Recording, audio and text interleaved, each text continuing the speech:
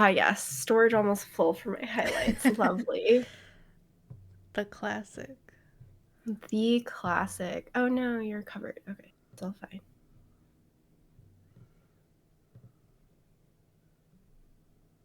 I need to ping.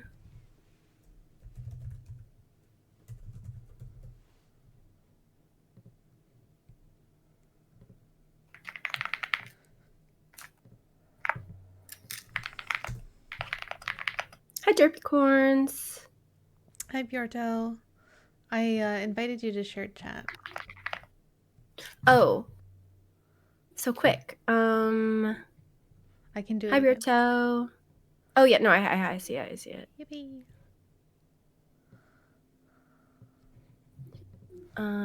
Shared chat is on.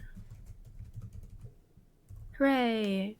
Oh, hi, Sid. Hi, Bjorto. Did I already say hi, Bjorto? I don't know. Hi, Sid. Gigi first, Sid.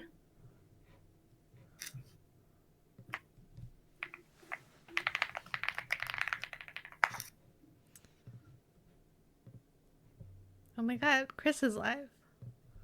Gee, that hasn't happened in a while. Wait, your last ping was Yarncast with Oat in October.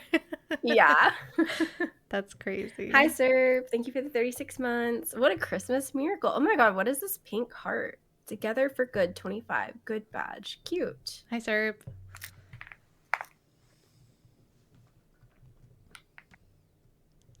Does it look like we're in the same room?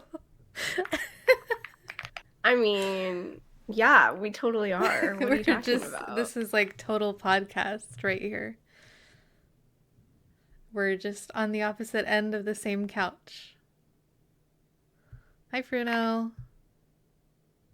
Hey, Bruno.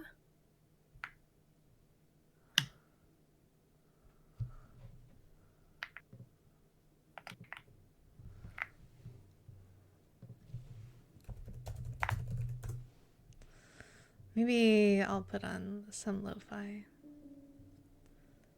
Oh, the lighting looks consistent. Oh, that's fun. Good job for us.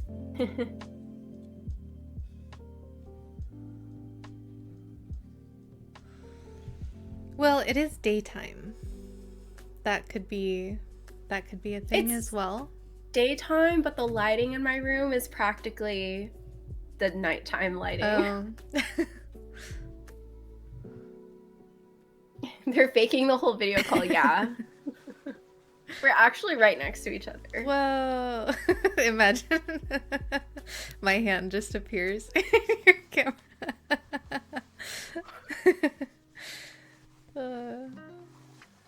The only lighting I'm hearing is gaslighting. True, Sid. It's all a lie.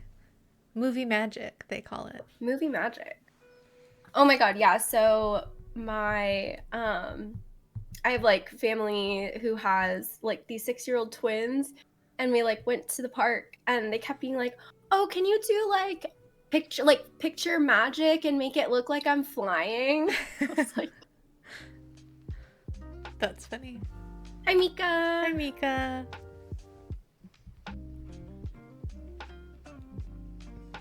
That's really cute. Editing, Yeah, I did like energy. first editing like seriously, I guess, like outside of just the Instagram app yesterday, and it actually like I only did very basic things. But like I was like, this actually is not that hard. Video editing? Yeah. Like if you're just cropping clips, like I was like, oh. I was, for some reason I had it in my head that it was going to be like impossible to figure out. Yeah, I think it depends on like what you're doing. I think like cropping clips and like putting things together is like fine. But then once it gets to like transitions and like making things look seamless, whatever, I'm like, well, I don't know.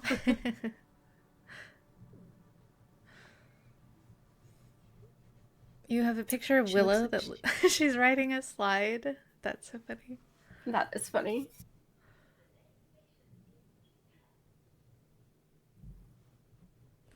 Yeah, I right now could not do anything more than basic editing, but I mean, we'll see if I ever have a need, you know. the hassle figuring out which things you actually have footage of. That's true. That's real.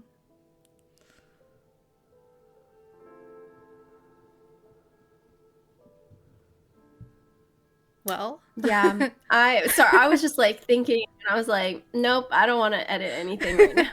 In my brain, I was like, oh, good thing I don't have anything that I need to edit. Well, do you remember when we started this and it was like, we're gonna like edit these, and like we were like being really careful about when we like said hi to chat or like welcome to raid, because we were like, oh, we have to like pause for editing. So that we could like cut out the Twitch chat speak. And then now we're like, nah, just put the whatever. On YouTube. How far we've come. I mean, as far as I know, we're the only live knitting podcast on this website. I don't know of any other ones. I don't know of any others either. But I don't know them. Yeah. So this is like 2 years of our knitting podcast. Yeah, but did we start in the beginning of the year though? I feel like we started in the middle of the year. I actually have no idea. 2 years-ish. Yeah, 2 years-ish. Well, you said episode 8, so that made me think that we've done like 2 whole years. It is episode 8. So maybe. Perhaps. Who knows? Nobody knows. We're doing it live. We didn't look this up ahead of time. That is kind of crazy. I know. That's kind of a long time. Yeah. Time is weird like that. So weird.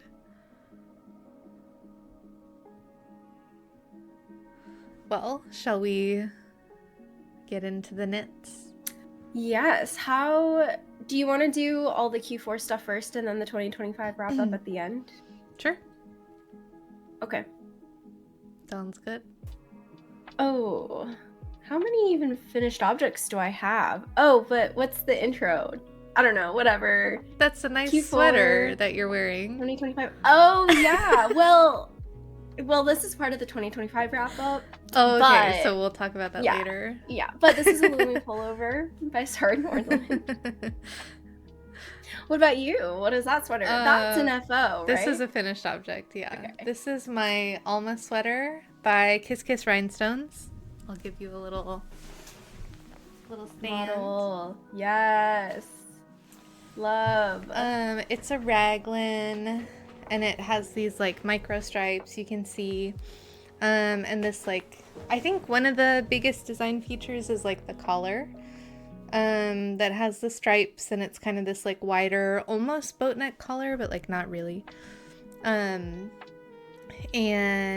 yeah, I finished it. This was a whip last time, so this is its debut on the pod. I used some yarn that I got in Ireland. That's this really nice tweed, pink and red from Blarney Woolen Mills. So yeah, I love this. I've been wearing it a lot. It's not like the softest thing I've ever made, but it's not like too rustic. But I also feel like it's not very warm, and I think that's because it's like so oversized. Like there's just a lot of room for like air to get in. Like it's like very like there's like a lot a lot of space in here. So I think that might be one reason, and then the collar actually might as well, like that it's not very close on my neck. So yeah, not as warm as you would hope for like an Aran weight sweater made from 100%. Wow. Made from 100% Irish wool, but you know, it does the job. But yeah, I really like this. I like was having some color regrets, I guess, like when I was making it, because I was like, at first I was like, I should do blue, and then I was like, I want to go out of my comfort zone, and then I went out of my comfort zone, and then I was like, what if I should have just done blue? But I actually really like this color combo, and I think it's nice. So yeah, it looks good. Thank you. Hi, S. Hi, S. Yorn. Wait, can you show the raglan on the sweater? I feel like it's so subtle. Wow. The color change in the raglan looks so good. Yeah, there's a jog, maybe somewhere. The jog is in the raglan, but maybe like the left back or something. Uh-huh. I don't remember where. But yeah, it's just like a 2-stitch raglan, so. Wow, looks good. Thank you. But yeah, this was also my first raglan construction, so. Oh, interesting. Yeah, that was fun. I probably will make more raglans in the future. This one has like you work flat for a little bit before you like join for the collar, so the back is higher than the front. I do find that it kind of rides up in the front, and like I have to adjust it down a little bit, but it's not like constantly kind of like up too high, so I think it's okay. So yeah, overall a win, I think. Yay, first FO. Yeah. Yeah, I was watching our last podcast and that was an FO, or that was a whip. Yeah. So I was like, ah. Yes. Yeah, it's crazy. I only had I didn't have sleeves, I didn't have the collar on. I only had I was only a little bit after the raglan. But I guess that was 3 months ago, so yeah. Yeah. Time is crazy. Time is crazy. But I have 5 other finished objects. How I've many got do you have? 3-ish. Okay. Because one of them has 5 in the category, but I only have 3 of them. But you can go first. You can continue. I know what it is. Okay. Yeah. Well, I'll talk about a small project. Well, so was it October or November? We were talking and we were like, we have so many whips, you know. I don't know. It was Probably some month one of those. in the last 3 months. I think it was October because one, it was right after our last yarn cast, and then we couldn't figure out what to call it because November would have been no new cast on November or something, but October was only whip October, or there was no good name. It was probably October. So we were talking about working on only projects we had already started. So naturally, I started and finished a beanie in 3 days. The day after our last podcast. So this is my gone fishing beanie. So cute. I made this entirely with scraps. Most of it is a wool acrylic blend from Lion Brand that I made my blanket scarf. Yeah. Waterbury plaid blanket scarf by Two of Wands last year or 2 years ago maybe. So I used a bunch of scraps and got this cute little hat. Cute. That's so cute. Yeah, it turned out pretty cute. I finished it in 3 days. It was more just the obsession of getting the color work done and stuff. And then once you finish the color work, you're basically done with the hat. So it went really fast. I don't think my tension was, it's not terrible. There are some pretty long floats in this pattern, as you can see. But yeah, I think my floats are decent. So so you didn't catch the long ones? No, I did not catch the long ones. I was head empty, just knit.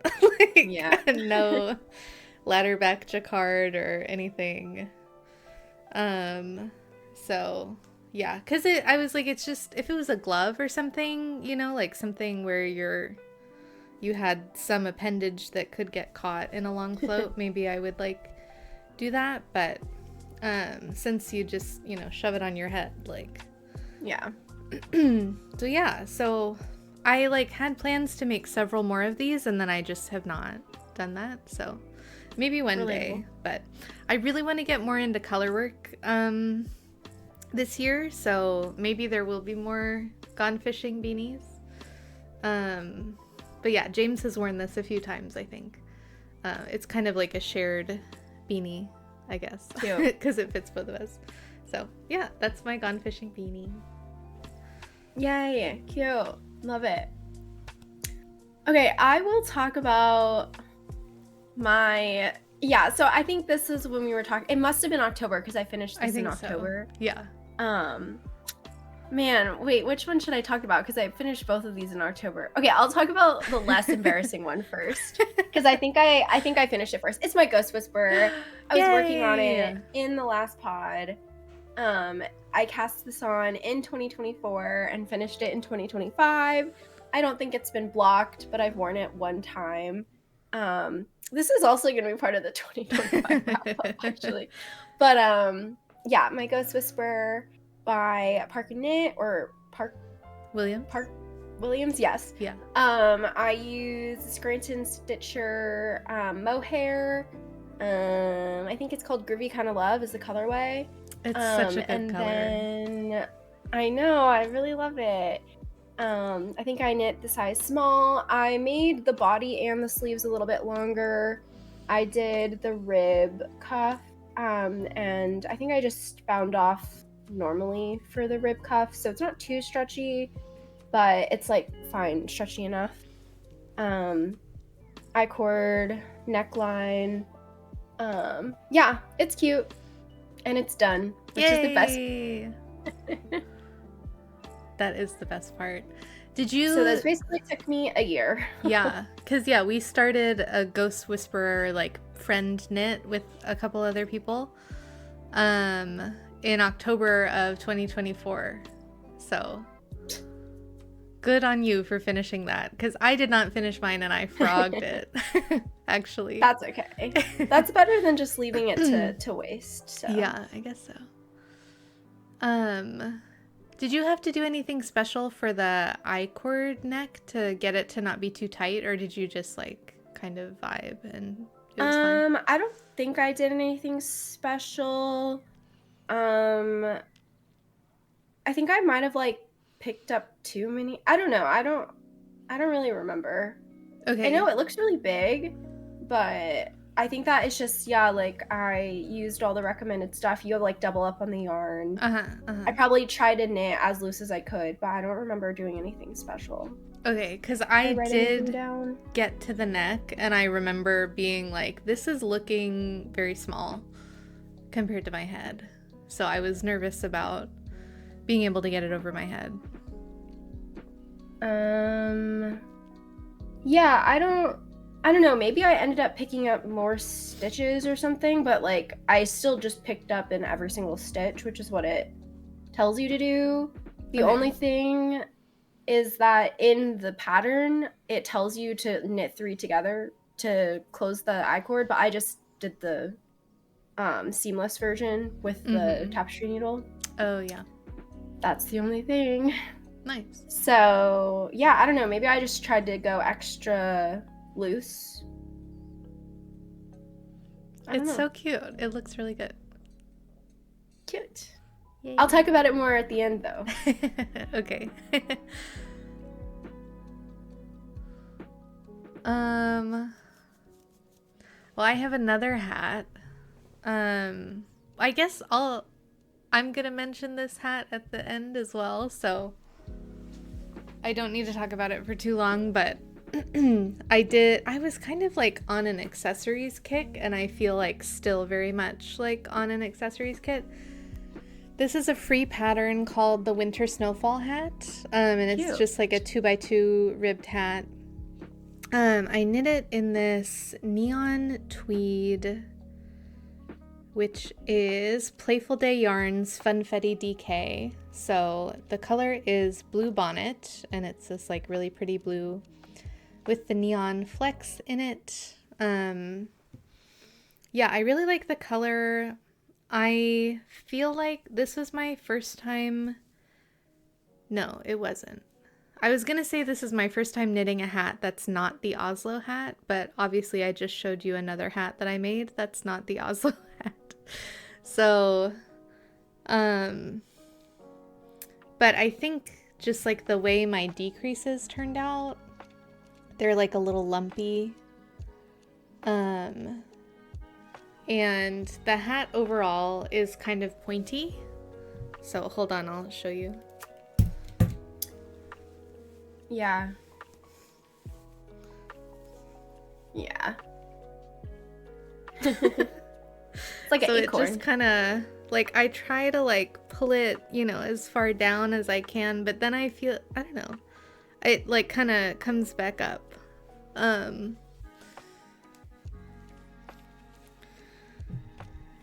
So this one I'm not as pleased with as my Gone Fishing beanie or like my Oslo hats that I love and wear all the time. So I also never blocked it, which maybe is part of the problem, but yeah, you can just see how conical it is. But yes, that is my winter snowfall hat, if I didn't say that, by Celeste Knitwear. It is a free pattern. So, and Celeste Knitwear has a lot of like free hat patterns that are really cute. Oh, cool. I think that they popped up when Tori Yu had the Cityscape hat in testing, because Celeste Knitwear has a pattern called the Cityscape hat that's like, it looks different, but like, yeah, same name. So I think people were searching like Cityscape hat, and then that was coming up, and then it like got onto the hot on Ravelry. Yeah. So. Yeah, I feel like 2x2 hats, the shaping is a little difficult. Pebbles, you want to say hi? Hi, Pebbles. Pebbles, come on. Did she just get a Pebbles, haircut? can you on? She got a haircut maybe like 2 weeks ago. Oh, okay. Pebbles. Pebbles. I think she got groomed like 2 weeks ago. So, but yes, sorry about the barking. No worries. The doorbell She's rang, so which is cute. very exciting. Pebbles, you guys say hi. Hi, Friends are here. Pebbles. She's like, no. I need to go. Let me go. Oh. Okay. Thank you, Pebbles. But yeah, I feel like 2x2 hat shaping tends to be like kind of pointy. Yeah. And so I got the Cityscape hat by Tori Yu, Yes. and that is 2x2 at the top. So we'll see how that shaping turns out. But I might honestly still get the hipster hat from Petite Knit, because I feel like her shaping on that looks so good. And yeah. So I don't know. We'll see eventually. Yeah. Do you want to talk about one more? How many do you have left? I have 2 small things and 1 sweater. Okay, I guess we can just go alternate because I have Okay. 2 left. Okay. Sure. Okay, so now I'll talk about the other goal of that October was to finish objects that we had on the needles for a long time. So I finally finished my Seasons cardigan by Ozetta. Actually, this is the oversized Seasons cardigan. However, I didn't fully finish it, and I also still haven't worn it because I didn't sew the buttons on. Oh, yeah. I like asked for opinions for the buttons, and then I haven't sewn them on. But I will. You're so real for that, though. But yeah, so I was laughing because I finally opened up my note sheet and I actually wrote down when I started this project. I started it in 2022. Wow. Like August 2022, I think is what it was. Okay, but it's done, and I finished it in October 2025. So, you know, that's really fun. And I'm pretty sure I like finished the entire body in 2022. And then in 2023, I finished one arm, didn't work on it in 2024. And then 2025, finished the other arm. So, you know. Nice. But yeah, this is the oversized season cardigan by Ozetta. I made it in Coast to Coast. It's like a non-superwash worsted base in the color Shiitake. That I got so long ago. It's nice. But It's a good color. Really good. Yeah. It's like half fisherman's rib, super squishy. This is what the wrong side of half fisherman's rib looks like. It was a raglan. I do think that this was so long ago when I did this too, but I think that the body ribbing is a little tight, so that like if you it's hard to show, but it kind of like flares out a little bit because the ribbing is too tight. Oh my god, I cannot show it. It's fine. Yeah. But I don't know. I have to put the buttons on and we'll see. So and I haven't worn it yet, but that's okay because it's done. It's done. It only took 3 years, but yay. that is a-okay. Boop, boop, boop. There, you can kind of see it now. Yeah, yeah. Yeah, I try to like block it so that it would stretch as much as possible. So I still think it's fine, but I should wear it for sure. Definitely. Yay. Good, yay. Cute. I think if I remember, yeah, you work the button band as you go, which is great. Oh, that's so nice, yeah. Love that. Because I definitely probably would have left that if it wasn't as you go. So it's just like 1 by 1 rib. Oh, nice. Okay. And I believe you actually work this on a different set of needles. Oh. Like different needle size than this, if I remember correctly. But again, I did that in 2022, so maybe I don't remember. Mm-hmm. So yeah, I don't know. It's cute. I would recommend. I think that my style has changed since this then, or this. I'm not sure how much this fits into my wardrobe now, because I feel like at the time in 2022, I was just kind of making things rather than like trying to fit something in my wardrobe. But yeah. I don't know. I think it'll still be fun to wear. So yeah, I feel like it's a good sort of like neutral, but like not neutral. You know, like an exciting sort of neutral. Yeah. I feel like it's showing up way more like warm on camera. It's not actually like this warm in person. But yeah, I do really like the color and everything. So yeah, I should put the buttons on and like actually wear it. So yeah, maybe I'll do that this week. Nice. GG. Finishing that up. Okay, so my next thing is actually some yarn that I was gifted for Christmas, which I was like so surprised and delighted about. My younger sibling gave me 2 balls of laying yak in these 2 different colors, and so I made 2 simple things, which is like the Sophie Scarf dupe, but it's a free pattern by Melina Brell. And I think last time or the time before, I showed that I had made 2 simple things as gifts for friends. So I followed like the same, pretty much I like heavily modified the simple thing pattern to like get sort of my own thing.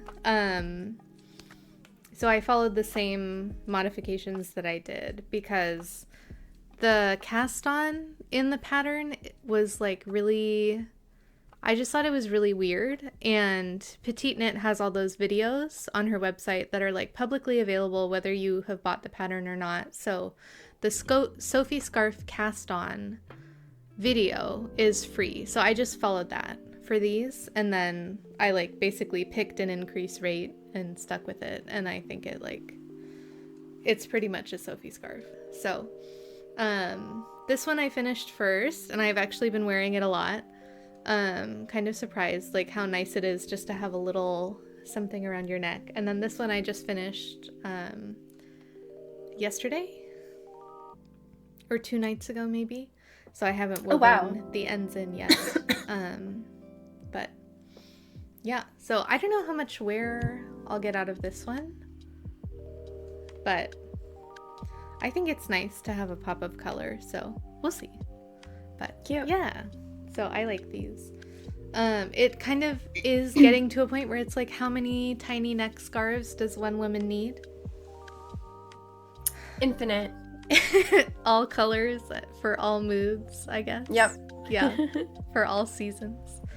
I have 4 at this point, so we'll see how many more I end up making.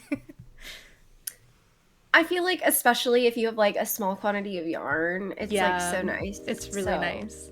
Cause yeah, I was kind of like, I could make like maybe a colorwork headband with like 50 grams of each color or something, but I was like, that's gonna be very like Yule-tide with like the red and the white together, and I didn't necessarily want to do something like that, so I feel good about like separating them and making the tiny scarves. So cute. You want to do your other accessory? Sure. My other accessory is a sock. There is another sock somewhere, but I couldn't find it, so just believe me that I finished this pair of socks. This is the I'm So Basic sock pattern from Summer Lee. This is Rosa Pomar, Retrosaria Rosa Pomar Mondim, in the color 80M, and it's like this navy color with like sort of white variegation or speckling throughout. I did hold, because this is a 100% wool yarn with no nylon, I did hold a strand of Schockenmeyer Regia 2-ply, which is like a wool nylon blend. I held that with the Mondim for the heel, and they've held up pretty well so far. I have to say, I think these are my favorite socks in terms of fit. Yeah. Okay. So I feel like, you know how like you finish a sock and then you put it on and it fits and then it like grows on your foot? I think that might be a superwash thing. That's my theory, because these do not do that. So I think it's like the memory of the wool that like, I don't know, helps them stay like tight to your foot or something. So yeah, these have been really nice. I made them like little shorties.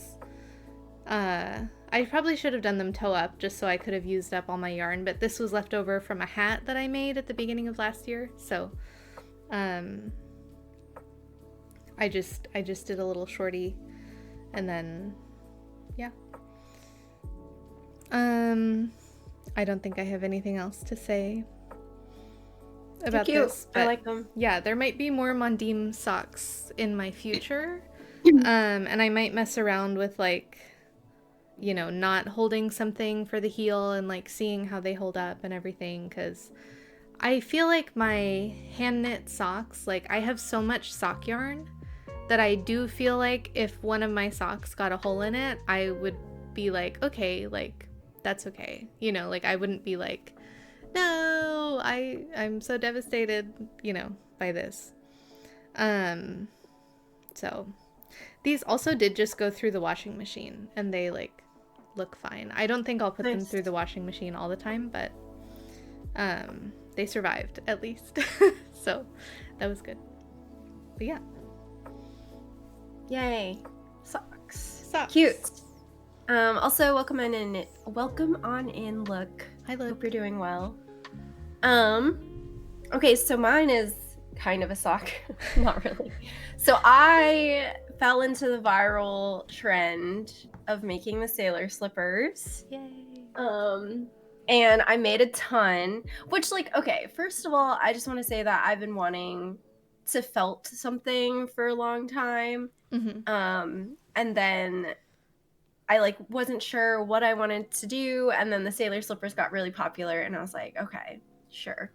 So I made 5 of them so far, and I have one more on my list to make for myself. Of course, I'm gonna make a second pair for myself. But I only have 3 pairs to show, because I already gifted 2 of them. So I will go ahead and show. Okay, great joke. Okay, well, Anyways. I'll go ahead and show the first pair that I made for myself. Cute. They look like Wait, I love these. those. Okay, what if we not know. spam these cheesy little let's move on. situations? So okay, this also is an acquisition, by the way. I bought a lot of new yarn to make the slippers, but then I also did use some scraps for one of the pairs I'll show you, and then one of the ones that I already gifted. So yeah, so these are my like semi Williams racing inspired slippers. I wanted to do, you know, like light purple, but then I like couldn't find any light purple, which is hilarious because then the second time I went to the store I found the light purple, but whatever. No. Go Williams, exactly. So I also kind of strategize this so that I could use the same colors. So the one of the other pairs that are already gifted used this light blue with white as the combo, and then pink as the rim as well. And this one is mine with the deeper blue. I did the color blocking, and then I chose the bright yellow for the bottom as like the vintage Williams inspired colors, and then the pink is for Alex Albin's helmet.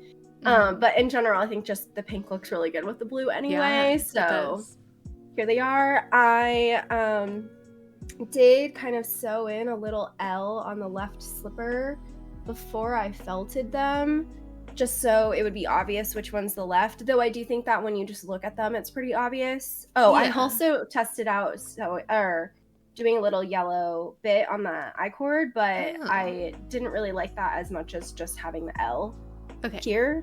And so I did that L for all the slippers that I made. And then I also did get like the sock stop off of, I just ordered it off of Amazon because they are pretty slippery on hardwood floor. And so the sock stop just helps so that you don't slip. Yeah.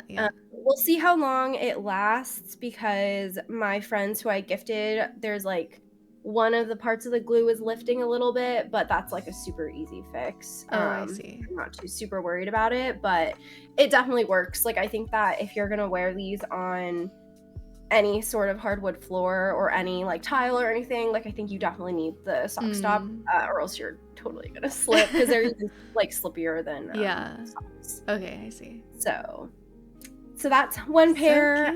Also, hi Wistful. Hi Wistful. This is the other pair that I made using similar colors. I love them both. I like how I'm showing the ones that aren't the actual pattern yet, because obviously this needed Intarsia to have this thing. And then this one is 2 row stripes instead of 4 row stripes. Those are so cool. And then this was the second yarn store trip as well, because this is the light purple I should have found before, but whatever. Wait, is this Drop Snow or is this a different? Oh, no. I use Cascade 220 held double. Cool. For almost all of these. Okay. That's good color selection. And then this one is with some scraps as well. So cute. Here's another one. So this yellow is scrap yarn that I had from Grey Drizzle Fibers. And this is actually for a friend who I made her mittens using this Grey Drizzle Fiber yellow yarn, and then with the leftovers I'm now making her slippers, and then everything else is Cascade 220. Nice. So that is that pair. These two I need to put the sock stop on the bottoms. I haven't done that yet. And let me pull up the picture of the other two that I made just because I think they look really good. So we can show. Oops, that's the wrong. I tried to like make it so that I could like reuse a bunch of yarn. I'll go over some yarn quantities in a second. Here's one pair. Cute. And if you can remember, like this light blue is that same like light periwinkle purple that I used on that yellow and blue pair. Okay.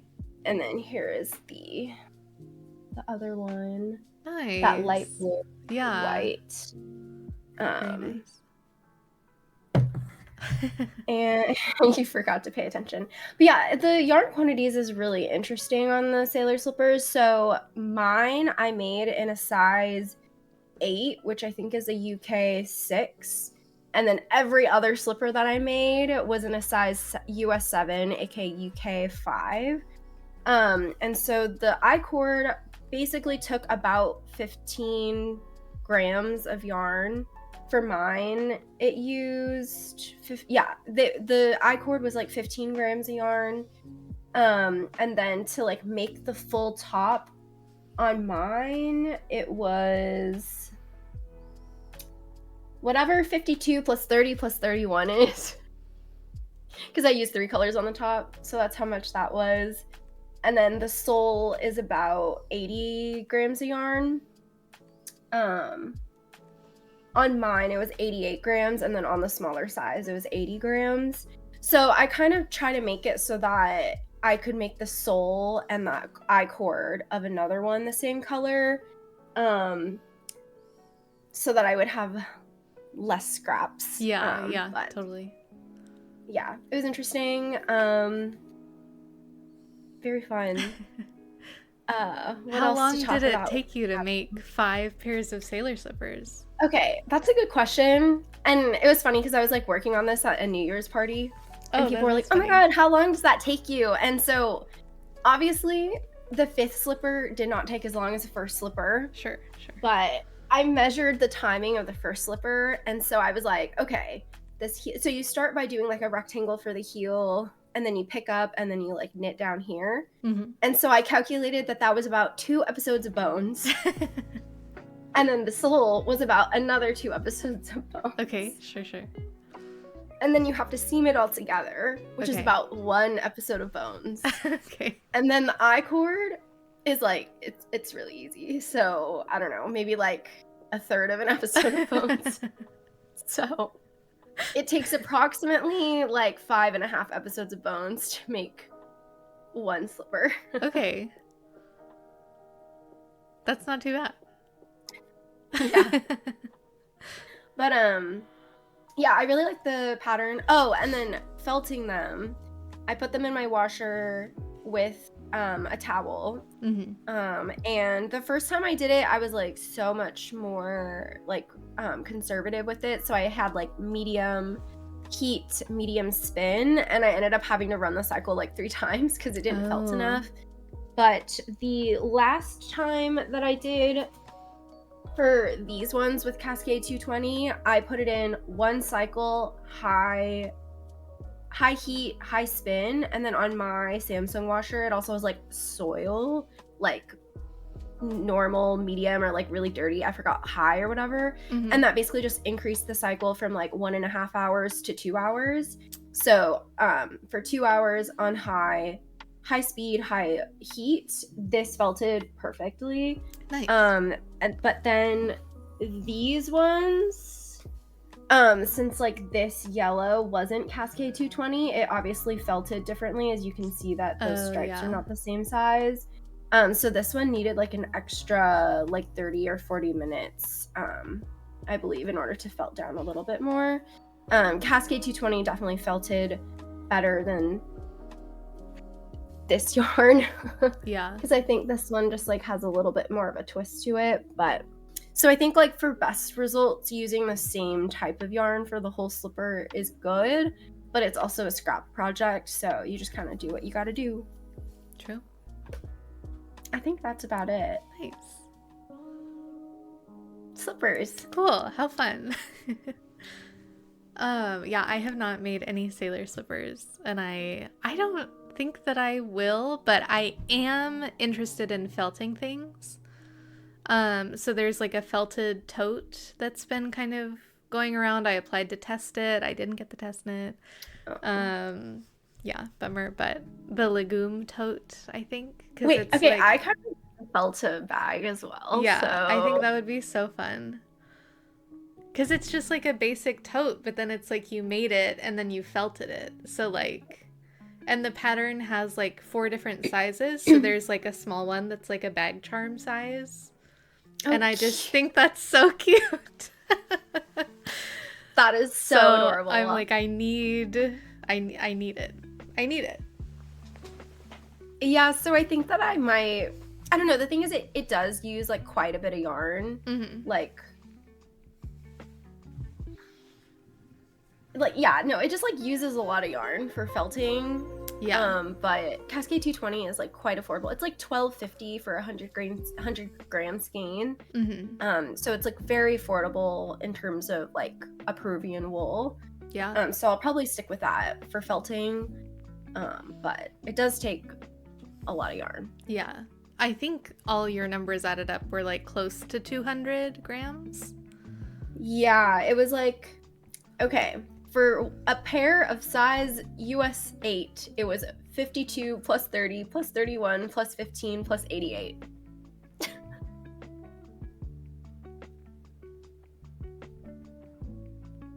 That's about 200. 209 or something like that. Yeah. Yeah. So. Women's 8.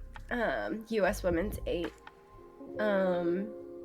Oh, wait, I literally wrote it down. That's so funny.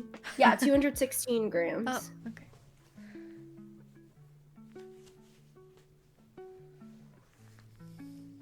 Yeah, I kept track of all of the weights of the yarn, even though I was like, I don't know how useful this is going to be, but maybe one day when I'm making a super scrappy pair, it'll work. So. Yeah.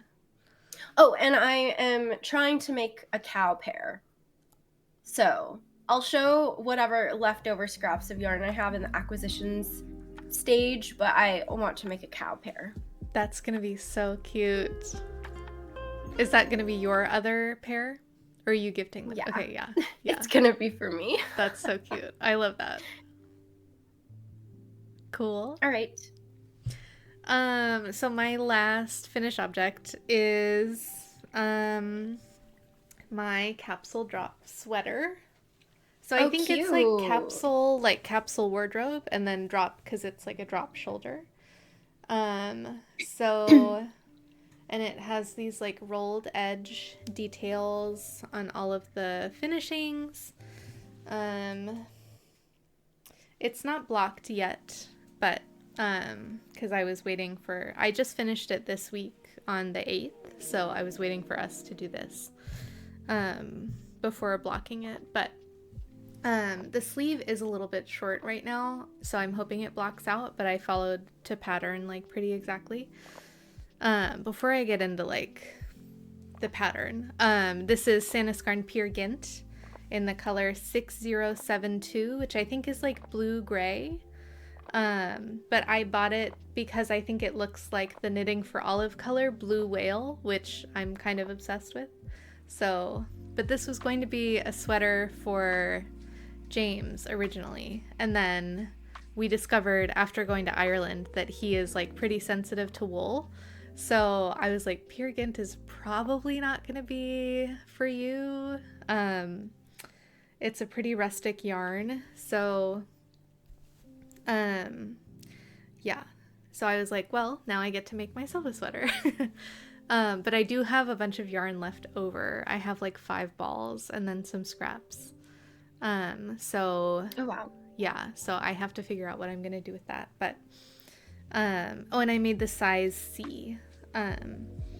So this pattern by Bethany Glover is interesting. I think she's like a relatively newer pattern designer, and she's like does it part-time and has like a full-time job that she does. And so I thought it was a good pattern and I like could follow it. But there were just a few things that I was kind of like, like that strikes me as like different. One of those things was like immediately when you cast on for the back panel, the pattern specifically says like right after casting on, knit the first row. And I feel like in patterns, usually you purl the first row. And so I was like, that's kind of odd. And then like I could see like the purl bumps on the right side of the cast on. But then the pattern instructs you to like pick up in a specific way when you pick up for the front panels. So then it like gives you this nice crispy line for the shoulder. Oh, cute. Yeah, so I was like, maybe it wasn't wrong and it was like intentional, but it doesn't sort of call out like, yes, this is different, but like, we're doing it this way for a reason, which like, I just was like, I don't know, maybe I'm just making things more complicated than they need to be. And then the other thing that slightly bothered me is that all of the ribbing lengths are, oh, poor Chris. Not me crying.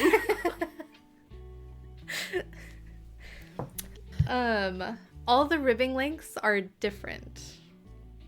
In like the collar is a different amount of ribbing from the sleeve cuff, which is a different amount of ribbing from the hem, and then the roll details are all a different amount of stockinette. Interesting. And so I was just like, pebbles. Bubbles. So I really like the roll amount on the collar and on the sleeve, but I feel like maybe I needed to do more of the ribbing on the sleeve so it wasn't so like, but maybe that'll block out. And then part of me wants to go back and do more of a roll on the bottom hem, just to make it like a little more pronounced of a roll, because I feel like that's definitely the smallest roll. It's like 2 rows of stockinette. But yeah, so we'll see if I go back and do that. Another thing I might want to do is go back and lengthen the sleeve. I am hopeful that it'll block out, but the pattern does give like one length for all the sizes. Like they all have the same sleeve length, like in terms of rows. So like I was just sort of like, I don't know how that's working out, because like the body go like, because it's a drop shoulder, right? Like I don't know. We'll see. But we'll see if my sleeves block out to a good length. But there were like those small things in the pattern where I was like, that's interesting, and like not what I'm used to. But overall I thought it was a really good pattern, and I think it's a really good basic, and I really like the rolled edge details. So, and I think that the Peer Gynt will be like nice and warm, and I like the color. So yeah, I didn't have just like a basic drop shoulder, like plain stockinette one color sweater in my wardrobe. So now I do. So yeah, that's my Cute. capsule drop sweater. Yeah, I really like it. I love the rolled hems. Yeah. Even though they're all different lengths, but I know. I feel like there's probably a reason for it, like aesthetically. Probably. Yeah, I don't know. But I do like all the cuffs being same I like length it when and they're the everything. same length, or at least like the collar and the sleeve cuff. Like Yep. if the body ribbing is a little longer, I don't mind. But like yeah. For some reason the collar and the sleeve, I'm like, I need it to be the same. Yeah, Yeah. that's interesting. But it's really cute. I love it. Thank you. You Yeah, I'm haven't excited. used Peer Gynt before, right? No, this is my Or- first time using Okay. Peer Gynt. So we'll see how it wears for me as well. I had it on for a little bit, and I think I had like a short sleeve under or something, and I was okay. But I definitely like felt it. Like I was like aware of the wool. I've heard that Peer Gynt like softens over time with like washing and wear, so yeah, we'll see how that goes. But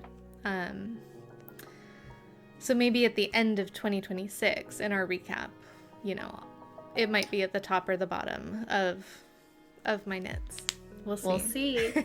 Speaking of undershirts, though, Peer Gante. Peer Gynt, Peer Peer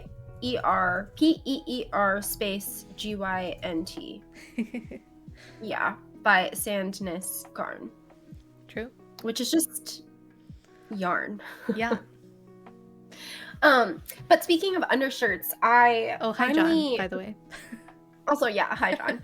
But I got these silk I mean, I don't know if it's real silk because I got it off of Amazon, but they're honestly really nice. I'm wearing one of them right now, and it's black, and it's just like a crew neck. Ooh.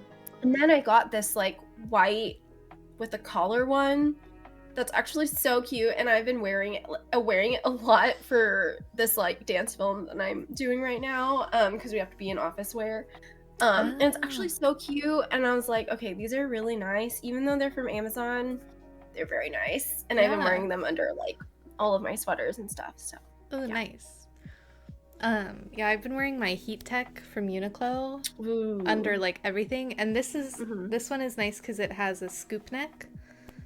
So like I feel like sometimes you want the like white t-shirt collar under the sweater vibe, but then sometimes you just want to like wear a sweater, you know, but then still be like extra warm. So Yeah. I like the scoop neck. Yeah. Mine's like a crew t-shirt just because I wanted something that like covered my underarms and stuff, but then like I didn't really need the full long sleeve Yeah, yeah. because I have those. So yeah, very fun. Nice. Also, yeah, it probably looked like I was choking on my water, but I just like needed to cough, and then like because I was trying to suppress my cough, then it just made the cough worse, you know? Yeah, yeah. Silk underlayers were required every winter when I lived in Chicago. Yeah, like silk is Oh. such a good under layer because Okay. it's like temperature regulating, just Yeah, like yeah. wool. And yeah, silk is great. Wow. I was trying to see if like REI had any because it's also really good for like active wear, Uh-huh.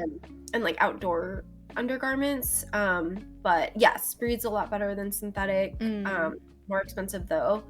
Um, so yeah, I couldn't find any on REI, but maybe I'll try looking again. Um, but because I think that like smart wool is a really popular for like thermal gear. Mm-hmm. But I don't need that because I'm not trying to go to the mountains. So Yeah. Real. okay, That's all whip my time. finished objects. Yeah. Whip time. I don't even know what my whips are right now. Okay, I think I have like 3. I have 5. Okay, go ahead. Okay. First things first, I'll talk about my Courage Henley. So this has been on the needles since March. And it's like gone in and out of hibernation. But we're like almost there, chat. We're like so close. We're getting there.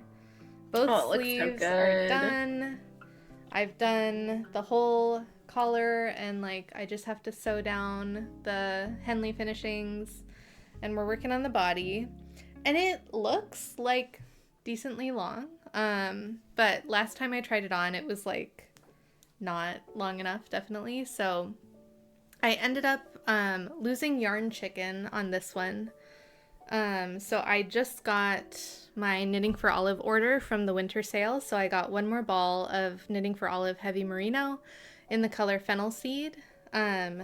This is a different dye lot, but I do feel like it looks pretty much the same. Like I can't tell a visible difference between the old yarn and the new yarn. But I have them both attached right now just because I'm alternating skeins or alternating balls, I guess, to work in the new ball of yarn. So the yarn chicken is largely my fault. I bought yarn originally for the size 3 and then I cast on the size 4. But I think that may be like a blessing in disguise because I actually started this because I was inspired by Michaela from Stitches in STEM, who knit a Courage Henley using Knitting for Olive Heavy Merino. But then literally yesterday, I was watching her like 2025 Wrapped or whatever, and she said she's going to frog hers. Oh. And I was like, well, because I think like she was just like, it's sort of a weird like yarn and like pattern combo because like the Heavy Merino is like jumper like sweater yarn, But then like the Henley, she was like, I sort of wanted it to be able to wear it like under other stuff. But like then the Oh, Knitting for Olive makes it sort of an outer layer. yeah. So I think since mine is like more oversized, I think it'll probably work better as like an outer layer. The one part I'm kind of concerned about is the collar. But I think mine seems to sit a bit higher than the other ones I've seen in the tester photos, because some of them the collar like is like down here. It seems like it's a pretty like almost not a scoop neck, but like it's like a lower crew neck. So yeah, I think that would be the only thing that would make it like veer away from like an outer layer. But you know, if I hate it, I can always reclaim the yarn and do something else, I guess. But overall, I like this pattern. It's just like been on my needles for so long because I started it in March and then put it away for the summer, and then I picked it back up again in the fall, and then I ran out of yarn, and then now I have more yarn, so I'm finally gonna finish it. But yeah, so I'm just hoping it works out at this point, and I like it for like what it is with the yarn that I have. So, but yeah, that's my Courage Henley by Tori Yu. Oh, it's a saddle shoulder. I didn't say that. Cute. Yeah. I love a saddle shoulder. Yeah, I'm like so excited. And then literally I was like watching Michaela, and she was like, it was like the end of her podcast, and she was like, there is one pattern from 2024 that I have to mention. And I was like, no. Oh my god, that's so funny. Yeah. So but yeah. So hopefully that's done soon. Very soon. Like maybe next week. Yeah, it is really close. Yeah.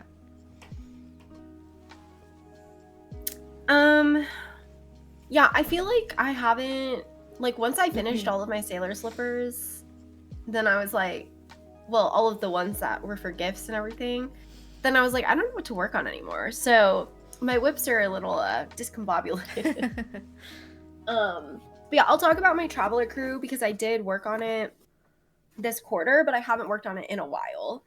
And it's just really funny because about your like, Traveler Crew. I know. That's the thing is like I remembered it. But Yeah. then even when I was like looking through my camera roll for like the things that I was working on, like I have barely any pictures of this. Like the only picture that I have is when I finished the body and then I finished the color. Like I have such little photos of this.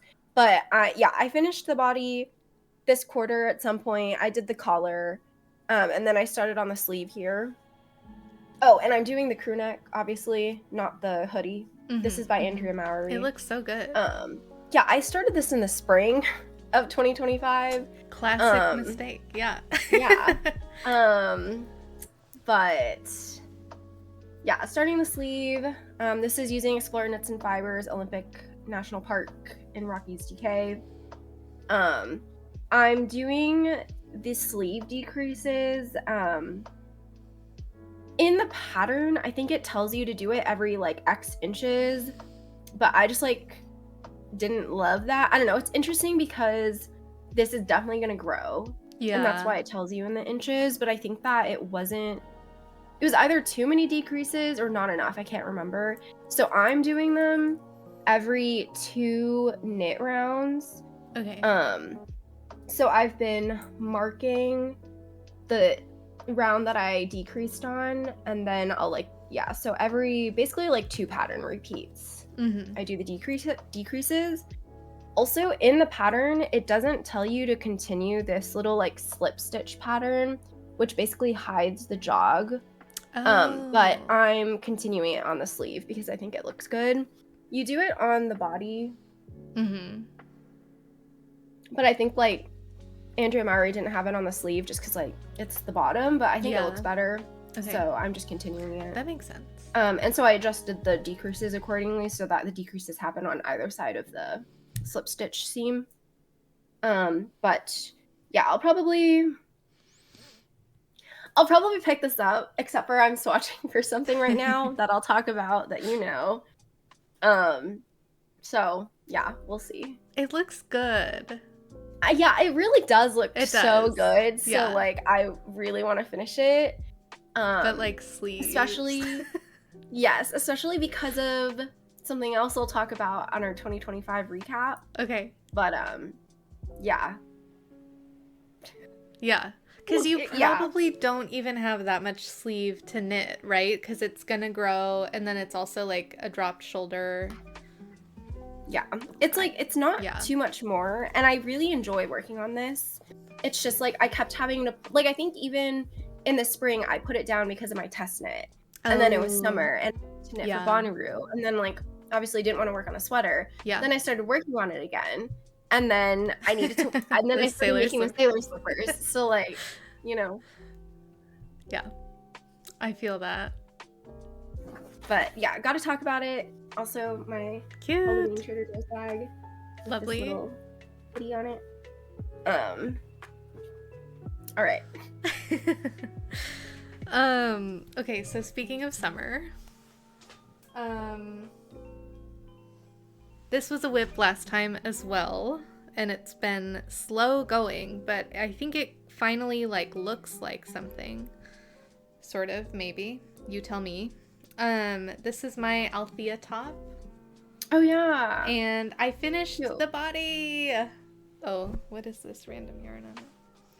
I finished the body. So this is like a little summer sort of crop top, and then I'm working on my first strap.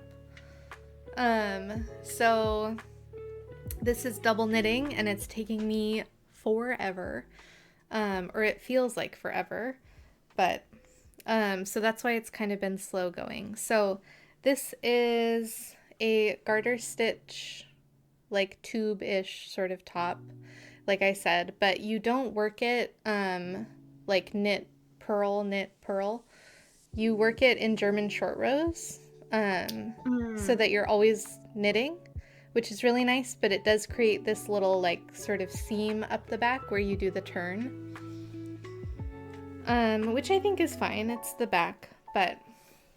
And then on each side it has these two sort of channels made by double knitting. And once this is done, you also make an I-cord for each side, and then you thread the I-cord through, and so it sort of cinches up on the side, and you can like tie it in a bow or whatever. So I think when it's done, it's going to be like a really cute summer top, but it's just like the things that are left are like 2 double knit straps and then 2 1 meter long I-cords, which luckily I have my cordsmith, but yeah, I think it's just going to be a little bit of a task. I did do an Icelandic bind off. I remembered, my favorite. Yeah, I remembered you suggested it for garter stitch, and so... Oh, it looks good. No, it's here. Oh, that looks so good. Yeah. But yeah, it's very nice. I feel like it's sturdy, but like it has some stretch to it, and it does just give a really nice finish to the garter stitch. Because yeah, that was one thing the pattern didn't say, is whether like your cast on edge is the top or the bottom of the garment. So I chose the cast on edge to be the top. Because I was inspecting the sample photos, I think, and I was like, that looks like probably what it is. Yeah, and the yarn I'm using is Queensland Collection United, so it's 50/50 wool cotton.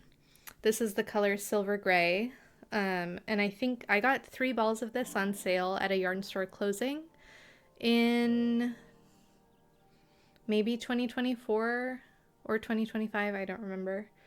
And I'm like almost done with my second ball, so it's going to be like the perfect amount of yarn. It's a sport weight project, so it doesn't take as long as it would if it was fingering, but still, you know, a little bit of a like time commitment. For sure. So All knitting. yeah, I mean, yeah, that's true. So I think I have sort of like hibernated this again. I wanted to show it because last time I think I was like here in the body. And I did do some work on it in Q4.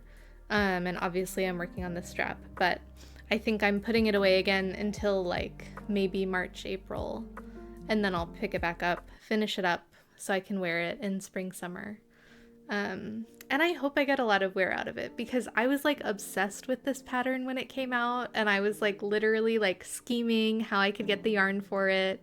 And it's like the recommended yarn is BC Garn Summer in Cashmere, and I couldn't find it anywhere in the US. So yeah, I'm glad that it worked out. Someone else did this top in this yarn, and I saw that on Ravelry, and I was like, perfect. Like, I've been trying to figure out what to do with this yarn, so I do hope I get a lot of wear out of this when it's done, but we'll see. So yeah, that's my Althea top by Emma Mayer. Do you want to talk about another one? Because I have just the 2 left, and they're pretty small. Sure. Okay.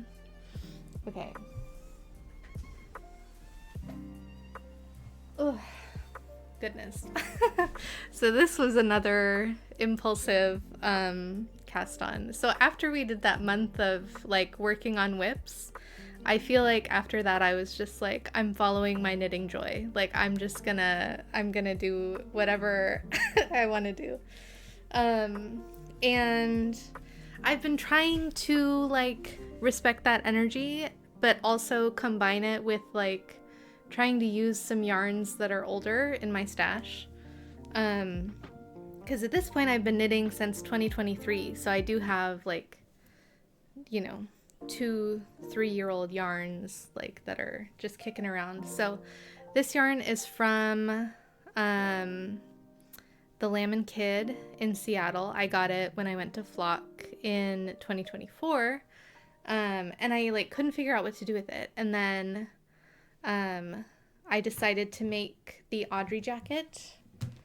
Ooh. So this is almost the full body of it. I still have a few inches to go, I think, but this is the Audrey jacket by Coco Amore Knitwear. The original sample is knit in boucle, but it is like an Aran weight boucle. I think the Gepard Garn Teddy Deer or something. But I'm using Diamond Lane Big Birdie, which is like an Aran weight alpaca fluff. Again, from the Lamb and Kid. And this is the color Alpine Flannel. So I started this like mid-November, and then it knit up so quickly. Like I want to say I did all of this in like a week and a half. And then I kind of hit a snag because... and I like haven't recovered from this, but I think that my other 3 skeins are like maybe slightly darker. So I'm like running into I should have been alternating skeins like all throughout, because I did start the sleeve and it was like a noticeable difference. So then I caked up my other 2 skeins, but I just haven't like gone back and tried either of those for the sleeve pickup yet. So I think you can even see like the top of it is like a little less kind of saturated in places, and then the bottom of it gets more saturated. So yeah, so that's just like on me. I should have been... the back is not bad. I like how it looks. Yeah. But the sleeve was like noticeably like darker, like sort of more of this shade, like solid. So I have to just be brave and like figure out if, you know, the yarn is going to work, or if I need to frog it and like start again with alternating skeins. So yeah, we'll see. But this was going to be my Christmas cardigan until I hit that snag, and then I was like, it's fine. And then I cast on my capsule drop sweater instead. So Yeah, but this is so soft, and like honestly, I feel like it's gonna be such a nice finished piece if it works out. I'm knitting the size 6. I think I didn't say. Um, so yeah, I think I wrote in my notes that I'm slightly nervous about Yarn Chicken, but um, so we'll see about that. But yeah, this is my Audrey jacket by Coco Amore Knitwear. Cute. I like how this and the Peer Gynt sweater are that dark blue. Oh, this is like a green. Oh, really? Yeah. Oh, it looks blue on my screen. I guess it does look kind of blue. Maybe if I bring this back. Yeah. Oh, yeah, they definitely are different. Okay, yeah. Yeah, I can see the green. No, but it's definitely a very like washed out green. Like it's very like kind of desaturated dark green. I really like the color. Yeah, I really hope this works out. I think I like sort of hit that roadblock and then I was like, this project is in timeout. I'm not dealing with it. But that's okay. Okay, so my next whip I started at some point in December when I wanted to take a break from the sailor slippers. But this is my other acquisition that I got when I got all the yarn for the slippers. Okay. Which at Derpycorns, if you're still here, I feel like you would love this. But I am making the Kitten Catch mittens by Florence Miller. Oh my god, they're so good. Which, like, this is obviously the one. I haven't done the thumb yet. Wow. But oh my god, it's so good. I love it so much. Cute. Your color work looks so good. It's like, oh my god. So crispy. Thank you. And so I'm using Knitting for Olive merino. I do not know what these color names are. Let's see if I can find the picture. I mean, okay, it's fine. It's like a dark gray and like a light purple, and they only have like 2 purples, so cute. Whatever. And yeah, it's great. What do I talk about the pattern? There's only one size. Oh, okay. You start casting on with this like little rolled hem. You do this Latvian braid, which is kind of confusing when you first do it. And like you definitely like cannot put the project down in between doing the braid. You have to do the full braid. It's only 3 rows. Okay. But because you're basically intentionally twisting the yarn. So like when you're doing it, you have to just like twist and twist and twist of yarn. Oh, wow. And Florence has a video about it too. And it is honestly like it looks really good. So yeah. And then you do this like colorwork ribbing situation, and then you just like go into the colorwork chart. The palm, you do these like increases for the thumb before you put them on hold, and then you continue on here. Thank you for the follow. And oh my god, I freaking love cats. Yeah. They're so cute. So good. And so one thing that I've been doing is I've actually been knitting them inside out. Ooh. Because I wanted to try the method out for whenever I do colorwork socks eventually. Yeah. And so this just makes it like super easy to make sure your floats are good. I did start by trying to use my thimble so that I could do continental for both strands, but I could not figure out how to maintain the tension on it. Oh. And I feel like I'm at a point in my knitting where I'm like, if it doesn't work out immediately, I'm like, I'm just gonna go back to what I know. And so I'm doing the purple, the lighter color, which is the dominant color in my left hand, and then the gray on the right hand. But yeah, the floats are really easy to maintain. I have been catching floats, not doing ladder back jacquard or anything, just like the normal catch. And it's actually like really easy. I thought that it would be difficult, but it's actually pretty easy. So anytime in the chart there's anything that's longer than 5 stitches, then I just like catch in the middle. And it was way easier than I thought. I think the only time that I've caught before is using ladder back jacquard. But this is definitely easier than what I was doing for that, because I think for that I would like literally would like start the ladder back jacquard and then like end it in like 2 Oh, rows or something. It was just weird because it wasn't like a full pattern where I could just keep it the whole way. yeah. So it was great. That was for the halibut sweater. For this one, I don't think I had to catch any floats. So, Nice. but yeah, it's been pretty easy. And yeah, knitting it inside out has been really good. It just like sucks because you can't really see what your color work looks like. Oh, yeah. And then at the end, it was like kind of hard to turn it back inside out or something like that. So that when I wanted to cast, or I think I ended up Kitchenering the end together. And so I think I needed to like turn it inside out before. Oh, yeah. And like that was a little bit hard. I don't remember what I did. I think I might have literally put the stitches on hold to turn it inside out and then picked up the stitches again to put it on needles, something like that. Okay. But yeah, I'll have to continue. The one part that I got really confused about is here, after you put the stitches on hold for the thumb, you cast on these stitches here, and in the pattern it just says like cast on with long tail, and I was like, huh? Because it's in the middle of a row. Yeah. You know, like when you cast on underarm stitches. Yeah. And so I was like, normally you do like backwards loop or whatever, or like a cable cast on. But I guess because you have these 2 strands, because you're knitting color work, you can just use those 2 ends and do a long tail in the middle. Oh. Really interesting. I just wasn't sure which color I was supposed to use where. And honestly, I don't remember which one I did.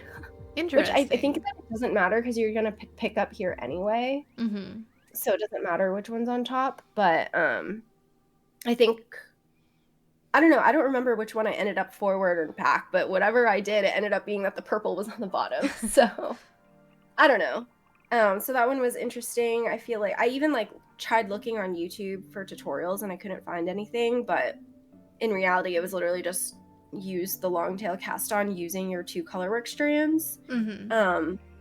And yeah, I guess you just choose whichever one you want to be on the thumb and the index. Well. And then I don't know, I think this detail is really cute on the side, the like every other in the purple on that. Oh, that is cute. Yeah. Super cute. I don't know, I really like these mittens. They're so fun. Yeah. Highly recommend. Colorwork mittens are really cool, so Yeah. Yay. Yay. They look so good. Are you like keeping your motivation up on them, or did you have any like second mitten syndrome? Not really. Or yeah, I think I have been. Just like I have gotten distracted for sure, working on other things in between. But yeah, I think it's been okay. Nice. I feel like they feel faster than socks. Okay. I mean, that makes sense because you don't have like a long cuff, and then you don't have to like sort of switch to doing a heel and yeah. Maybe. So yeah, yay! They're so good. I love this. I have to grab my next one from just across the room.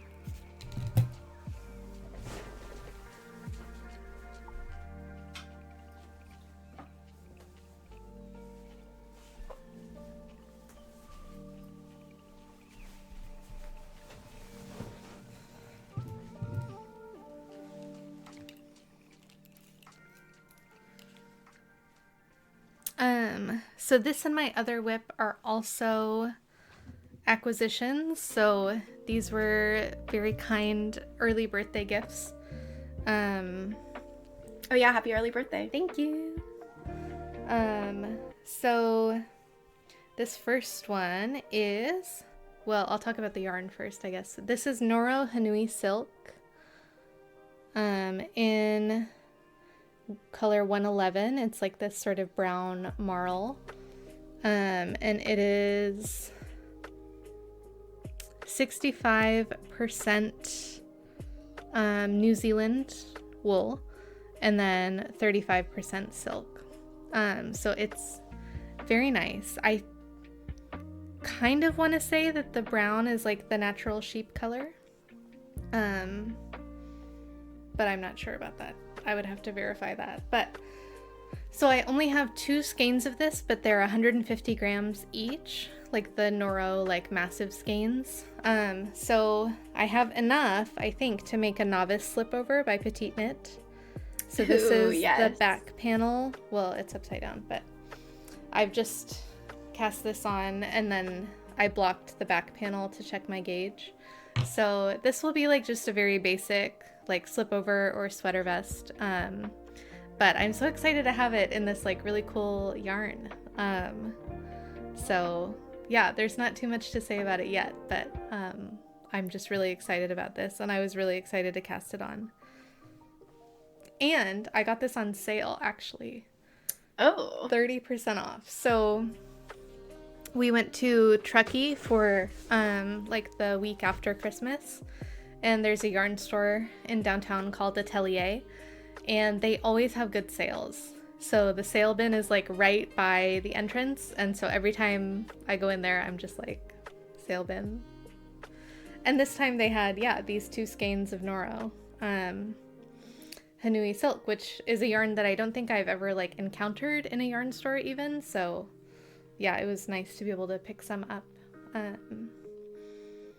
So yeah, I'm very excited about this. Cute. Yeah, I like the way it looks. Yeah. Nora was so nice. It's so good.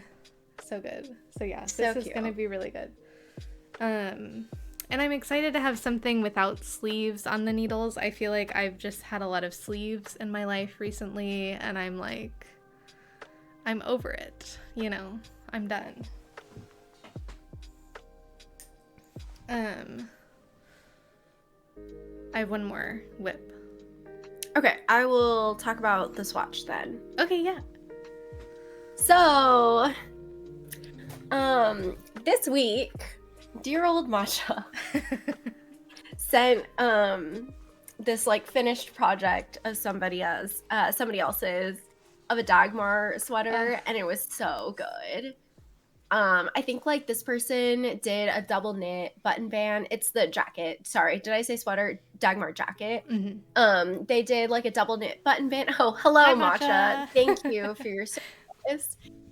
They did a double knit button band, and then they did kind of like a folded over collar, whereas the Dagmar jacket typically has just a 1x1 rib for all of that. And I was like, oh, that looks so good. And so I literally was like looking for the exact yarn that this person used, which is Lamana Como Grande. Yeah, which you have. And like that yarn is expensive. It's like $25. I think I got mine on sale. Oh, that's nice. Yeah. At Mother Knitter. Okay. So I think that this yarn will now be on my radar if there is a sale. But I was like, I shouldn't do this because I have so much yarn in my stash. I have yarn for cabled projects in my stash. Like, what am I doing? And then I remembered that Derurum Natura has like an Aran weight yarn called Serrano. So I was searching the Ravelry page for it. And then I discovered that people made the Dagmar jacket with the worsted weight yarn, Gilead, which I have in stash. And so I was like, should I swatch? Which, okay, before I show the swatch, I also was conflicted because Lily Kate Makes is coming out with a wild cardigan soon, like next week or something, WILDE.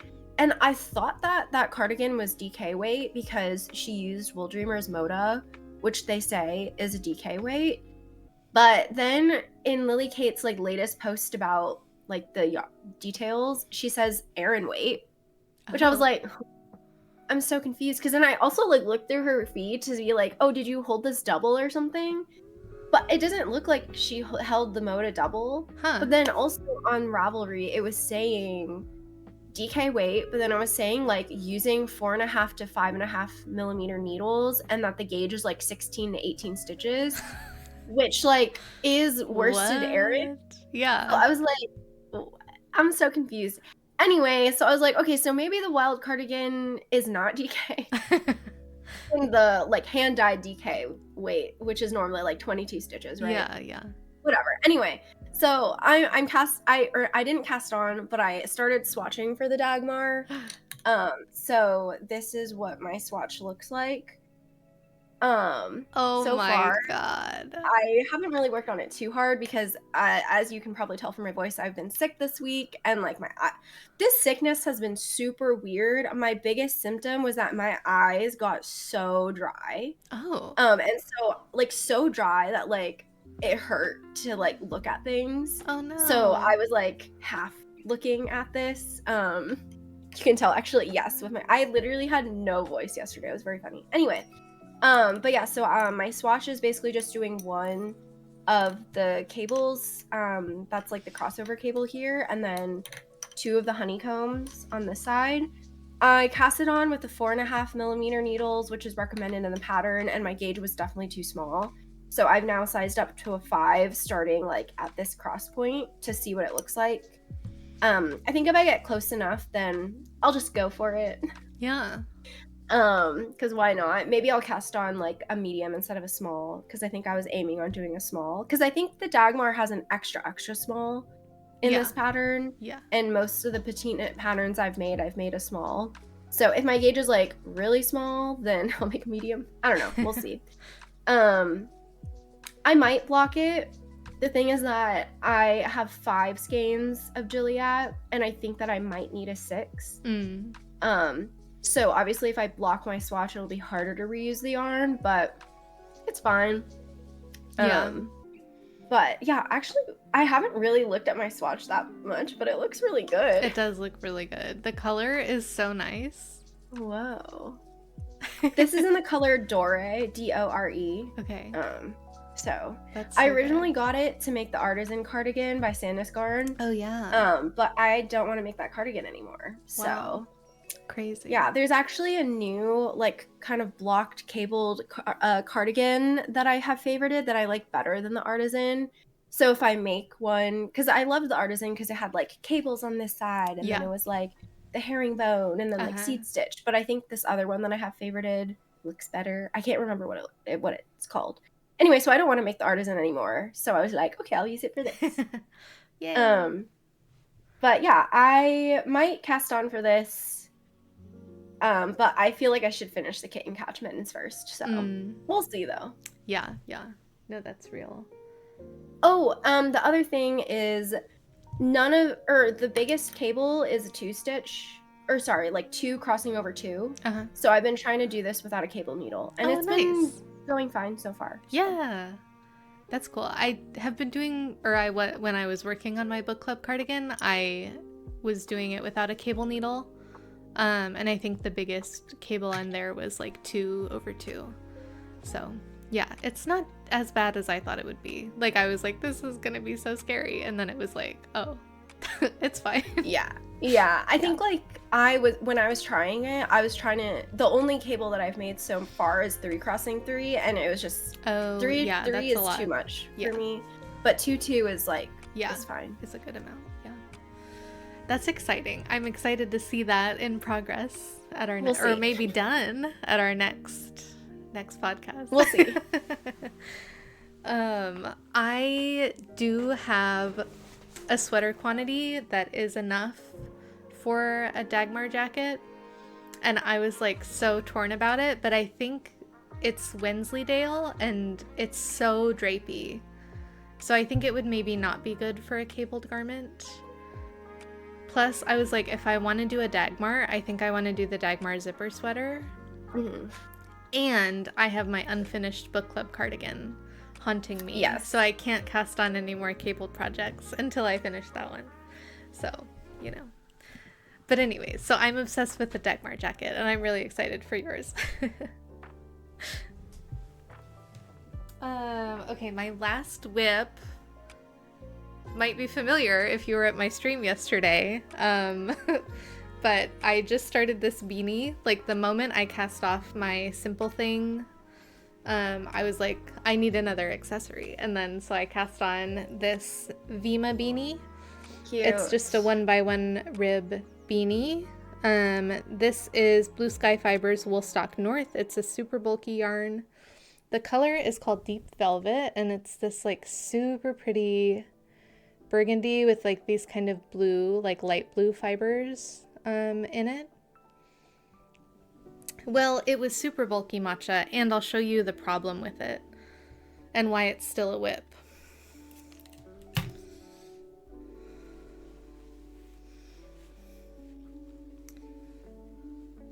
It's a bit short.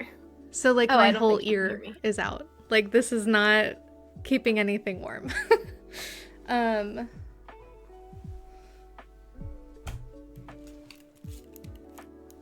yeah, it is too short.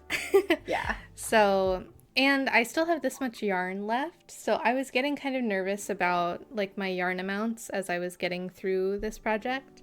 And it was looking like it was probably going to be, you know, like quite a long, like I was thinking the fold was going to be like this much, you know, or something like that. But so I think what I'm going to do is I'm going to frog back to the point where I started the increases, and then I don't know if I'll weigh that yarn or just like cut it and then like put it to the side and incorporate this yarn and then reattach the original yarn. But I'm going to do something so that I use up more of the yarn, like almost all of it, in the body of the beanie, and then but also have enough to finish the whole beanie. So yeah, that's my Vima beanie by Vera Velamaki, and that's a free pattern, and I'm knitting the larger size. Cute. So yeah, I think it's gonna be really cute when it's done. It has less of the pointy problem than the winter snowfall hat. So yeah, I think that'll be less of an issue. Does your roommate have people over? Yeah, can you hear? Yeah. I was like, Oh. I couldn't tell if it was like in the lo-fi I have on or like, Oh. so I was like trying to like figure out where is that coming It's funny because I was staring at my OBS levels, and it's not picking up in OBS because I have the filter, but I guess it's picking up in Discord. On Discord, that makes sense. That's Yeah. so funny. Yeah, I was like, there's just like random talking in my music right now, and I'm getting distracted. But yeah, that's my Vima beanie. And it's a free pattern. That's all the whips that I have. Okay. Acquisition time? Yeah. We both have very little. Oh, I actually forgot about 2 of my acquisitions. Oh, I mean, that's okay. But one of them is really exciting, so I want to go get it at some point. But yeah, I didn't even get out. Wow. Okay, can we take a quick break before we do acquisitions? Because I did not get out my acquisitions. That's okay. Yeah, I didn't either because they were all used, so. We're right, so prepared. break Okay, time. yeah, chat. We'll see you in a few minutes. Or are you gonna like sit in it or something? Or I don't know. okay, well, I'll be right back. So that it'll be a little quieter. So okay, I'll be back. All right, chat. little break.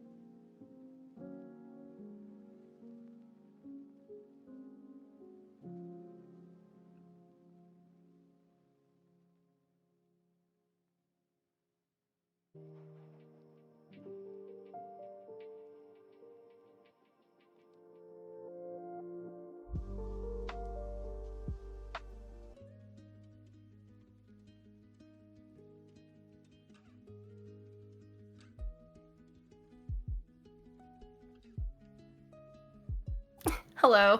Thank you for the raid. We're in a little break right now, but I just got back anyway, so welcome in. Thank you for the raid. OMG jump scare, yeah.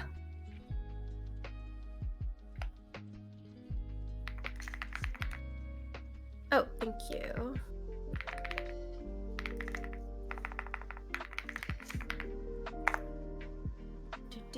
But yeah, welcome in. My name is Chrysanthemum. You can call me Chris, Chrisanne, KB. Doesn't really matter. I use she, her pronouns. I hope your stream was good. Resident Evil 4. Thank you for the raid. Basically, I'm here with Oat, who also just got back from break. And we are doing our little Q4 2025 yarn cast, where we're talking about what we made in the last 3 months of the year. But we've already talked about our finished objects and our works in progresses, so we are now talking about acquisitions. And then after acquisitions, we're gonna do a little 2025 recap in terms of like our favorites and our least favorites. So yeah, welcome in. Welcome, Raiders. Cool. I had all my acquisitions were in different containers, so yes. I had to like run around the house. But I have them all now, so it's fine. I have 4. Okay. Plus the ones I've already talked about. Yeah, I just have the slipper yarn. Oh. So. Wow. And GG. then the mitten yarn. Oh, yeah. Those are my acquisitions, so nice. Yeah, you can start. Okay, well. So I mentioned following my knitting joy. So I decided that I wanted to make the Bow Bow shawl by Isabel Kramer. So hopefully I'll start that soon, but I needed yarn for it. So I went to my local yarn store and I picked up some Plymouth Yarns Sonnet. And the Bow Bow shawl is like a colorwork dip stitch scarf, triangle scarf. Cute. Yeah, and no worries, Hobby Tan. Thank you again for the raid. Have a good rest of your night. See you later, Hobby. But yeah, this is so soft, honestly. It's like, I think it's a new yarn from Plymouth, the Sonnet, and it's 60% merino, 20% mulberry silk, and 20% bamboo viscose. And like, it's literally so soft, and I think you can see how drapey it is. Like, I think it's gonna be really nice for a shawl, so, yeah, I got the color, I think this is ecru, and then cork. So hopefully next podcast, this is a whip and I don't abandon it like I abandoned my traveler shawl. But we'll see, because I need the cord that my traveler shawl is on to like work on this at some point. So I'm kind of like no more neck accessories until, you know. The second thing is we went to a new like local-ish yarn store when we were visiting some family, and I was like looking around. They had such a good selection of indie dyed yarn, and I had been thinking that I wanted a pair of sparkly socks, so I picked up some sparkly sock yarn. This is from Murky Depths Dye Works. It's their sparkle sock base. It's 70% superwash merino, 20% nylon, and then 10% stellina. The color is called Destroyed. And it's this like pretty kind of dark green, but it is sparkly. And I was like, it's so good. So sparkly socks are in my future. And then along with my heavy merino, I was like, I can't just order literally one ball of yarn from Denmark. So, and Knitting for Olive was having their annual Advent sale. So I picked up some merino and mohair in the shade Licorice. And this is going to be the Sook Moon sweater by Aegyo Knit, which is the one where it has like stripes of like solid and then sheer. Okay, all the way cute. Yeah. down. Yeah, so I'm really excited for this. I was like, I've been trying to like be aware of like my color palette and like pay attention to it. Which is why for the shawl, I didn't go like black and white because I thought that would be too high contrast. But when I was thinking about this top, I was like, okay, so like something lower contrast, like and less dark than black would probably be best on me. But then I was like, brown, navy, burgundy, like none of them really felt right for this top. And it just feels like it needs to be in black. So, um, it'll probably be like a little harsh against my complexion, but it's whatever, you know. It's black. Black is flattering on everyone. Yeah. And it'll probably be more of like an evening piece anyways, so I think it's fine. And then the last thing was another birthday present from my lovely husband. It came with this cute little bag. But it is a little knitting light for your neck. Nice. So you can just like knit in the dark or in any circumstances. Yeah, I was like so excited to get this. I've been wanting one of these for like a while. So this is from the company Lumos and Lumos. And it seems nice so far. I don't know about like the quality of various knitting light brands or like what's out there. So I'm glad he was able to find one that seems nice, and I think that the bag that it came with is like super cute. So yeah, very excited. Cute. Yeah. Celery Yay. has one and she likes it. Nice. Very good. Very good. That's yeah, all I guess I can just show my slipper yarn real quick. It's mostly just so you can see the plan for the cow one. But yeah, I have a little bit left over of the pink for the I-cord. So just for some stats also, by the way, with this pink, I made 4 slippers with the I-cord edging, and I also cut off some of this to give to another friend for her I-cord. So it took about 15 grams, but then there's typically more than 100 grams in the skein. So there's a lot left still. Wow, yeah. Black, how exciting. Leftover purple from that sole. This is gonna be the I-cord of my cow one. Okay. Here's white. Wow, so exciting. Wait, where did my... Oh, here it is. And then my sole of the cow is going to be green. That's going to be so good. Oh my god. There's that. Yay. And then what else is in this goodie? I guess we can go ahead and show the extras I had. This was part of the scraps. I used like leftover yarn for one of the slippers, and this was the leftover yarn that I used for that, and I still have more of it. Here's the yellow of the sole of my other slipper, leftover dark blue, and then a little bit of this periwinkle, some more of this yellow. And so that's basically the scraps that I have from all the slippers. Nice. So, hooray. I'm excited to see how the cow pair turns out. Yeah, I'll have to do that. I think, because basically I saw somebody who made the sailor slippers with the cow version, and I was like, yes, I think I sent it to you. Mm-hmm. But I have the a cow pattern from Park Williams for like a top. So I might just like look at that and see if I can use her cow pattern to make like in one for the slippers, or I'll just like it. I don't know. Yeah. We shall see. Yeah. But yeah, that's it. Plus Exciting. the yarn for the cat mittens were my acquisitions. Nice. So, yay. Cool. All right. Well, I think now we're shifting gears into our like 2025 sort of overall recap. We just have like a little bit more to talk about. But yeah, so we each have our 2 sort of most worn or like highs, and then 2 least worn or lows. So do you want to start, or do you?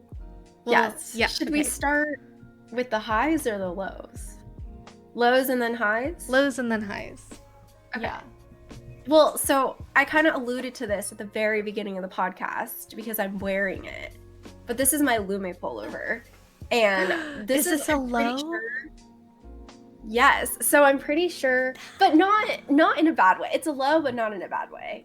Because I don't think I really had any bad knits this year. Okay, So I'll that's preface- good. But I'm Okay. pretty sure that this was like literally the first thing that I finished in 2025, like in January. But I've never worn it. The ends I haven't even cut. Oh, So wow. like I don't remember if I blocked this or not. I don't think you did. Yeah. So like I should probably do that. And now that I'm wearing it right now, I'm like, wow, what a great sweater. So yeah. So that's the only reason. It's like definitely least worn for like how it's literally like my first sweater that I finished in 2025 and I haven't like cut the ends. I like theoretically haven't blocked it, even though it looks really good. So I'm like, maybe I did block it, but I don't remember blocking it. So I just need to like finish up the ends. I don't know if they're woven in. Typically I weave in before I block anyway. Yeah. And so I just need to snip the ends, make sure it's blocked, and then like wear it. Yeah. Because it looks so good. And 'tis the season. It's winter. Truly. I should wear my sweater. But I mean, the yarn is great. This is knitting for all of Heavy Merino. It feels pretty good against the skin, but it's definitely way more comfortable even with the silk t-shirt underneath.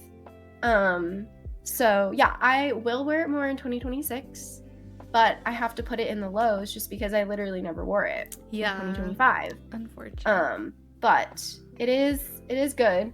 I will say though, like I still don't think I like circular yokes. Okay. Just because like I feel like Yeah, that's fair. they do that so easily. And I know that's just like shirts do that, but especially circular yokes. Yeah. And I don't love that, like when you raise your arms, everything goes up. So yeah.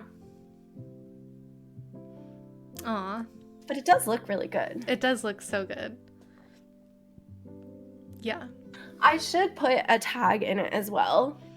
Because like it was made with short rows, so I can tell the front from the back because the back is just like more stockinette. But if I add a tag, it'll just make it even easier. So oh, because the short rows are at the hem, right?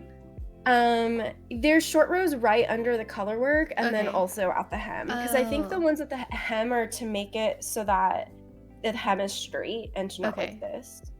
But then there's also short rows like under the color work. Yeah, okay, that makes sense. You would buy and wear it. Yes, potato. yes. I should literally just wear it. So.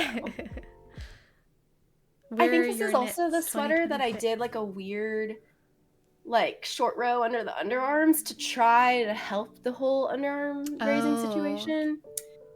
But interesting. all right, 2026 goals is to wear my Wear Lumi. your knits. Yeah. Totally. Okay, well, I'll do one that I made and then have only worn once. This is my vacation vest.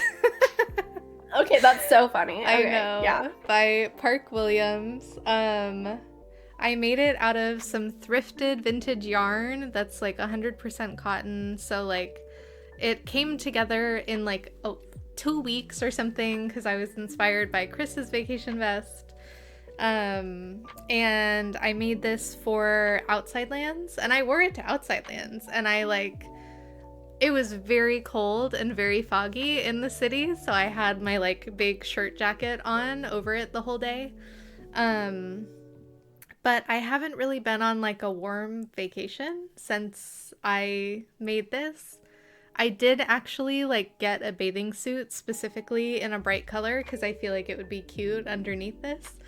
So like I have plans to wear it, but it's just like I feel like it's such a specific garment maybe, and like I don't know. I was kind of thinking maybe I could wear it over like a black turtleneck and that would be cute potentially, but it is just cotton and it's a pretty open gauge, so like I don't know how warm or practical that would be for winter.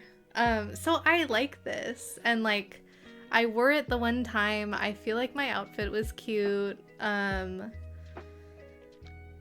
I have plans for cute outfits in my head with this, you know, when I'm on my tropical vacation or whatever, but I have no tropical vacations planned. So, unfortunately, my vacation vest has not gotten a lot of wear. So, plus I never finished up the finishings. I just have one hook and eye, and I didn't really like weave in the tails from sewing those in properly. So, yeah, that's my vacation vest. You've worn yours so like funny. twice ever. Yeah, that's like our only successful buddy knit. Buddy knit, Yeah. because I never cast on my book club. I didn't finish my Ghost Whisperer. Yeah. Yeah, that's really funny. So, yeah. Okay, so my next one, for the lows, I was thinking about putting in my top that I made for Bonnaroo, because I also have only worn it for Bonnaroo, but then I was like, but I also made it intending to only wear it for Bonnaroo. So I was like, not really a low, because I could wear it again for something else. I just haven't. Yeah. I specifically made it only to wear for Bonnaroo, which I didn't even wear it at Bonnaroo. I wore it in Tennessee, but not for Bonnaroo. Oh my god, yeah, that's right. But, okay, so I decided to put my Ghost Whisperer as the other one. And so, I don't know. I was, like, super excited about this when I was making it. This also is the second time I've made the pattern. My, like, first year of knitting, I also made a Ghost Whisperer as a gift. But I never made it for myself, because I was like, this makes no sense. Like, it's a big open gauge mohair garment. Like, what weather do you wear this in? Because it's like, oh, like super cute. Like, if it's in summer, you're like showing your little bra or like whatever's underneath it, see through. But then it's mohair. Yeah. So it's like, if it's very hot, sweaty, like sweating in it, and like that's not fun. Yeah. So then I tried wearing it to a concert. But it was like by the time I had finished it, I don't know, whatever. But like for some standing room concerts, I'm just like, but then I don't want to be like rubbing my mohair against like other people next to me.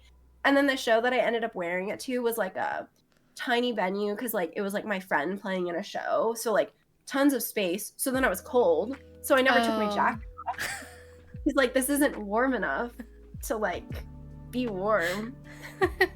So it's just a hard garment to wear. Yeah. And I need to like figure out what kind of season to wear it in. Like, I feel like I've seen people wear their Ghost Whisperer like over a dress or something like that, and like that's pretty cute.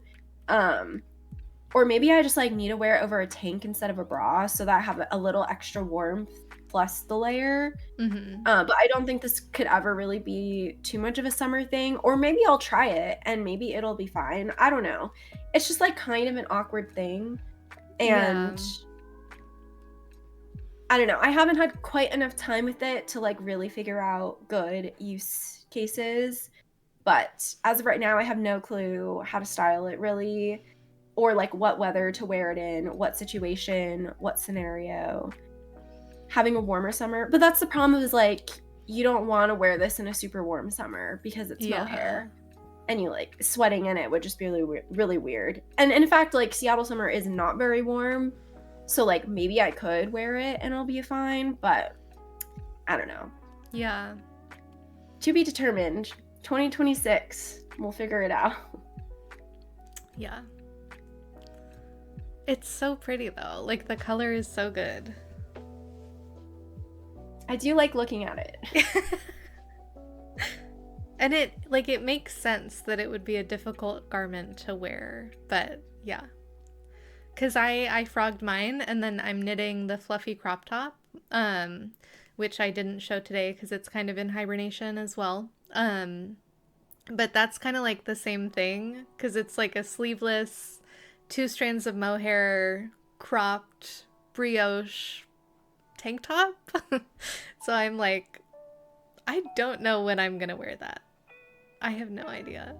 But I'm sure, we'll figure out the one day of the year when it's perfect circumstances. Yeah.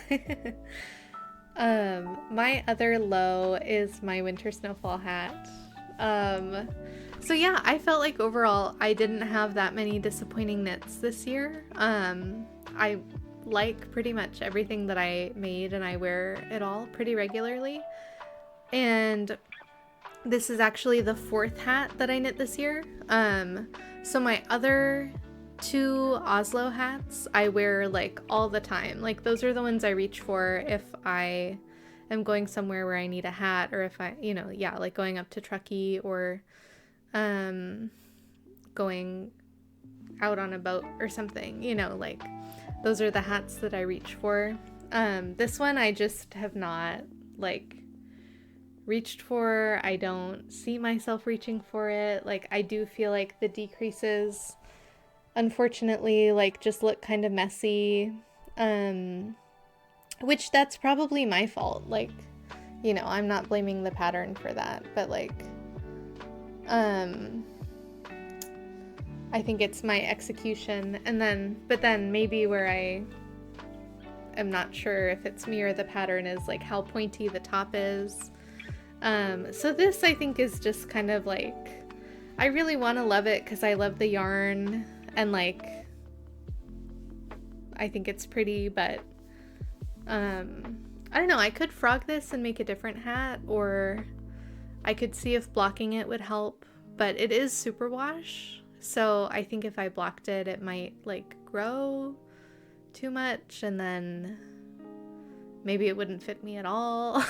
So yeah. So this is my other low / least worn. I haven't worn this at all other than to like try it on. So yeah.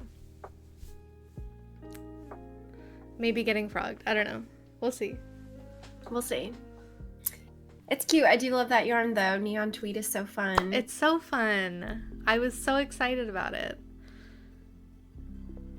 Hi, Fedge. Thank you. It does look cute. Hello. But, yeah. Okay, so moving on to highs. Yeah, let's end it I on think a high that note. yes, ending 2025. I mean, yeah, great year. I think Yeah. all the stuff that I made, like I really enjoy. But so yeah, good duality, because my first high is my vacation vest. That's so funny. Which is so funny. I love this thing. So, okay, to be fair, I did finish it in June.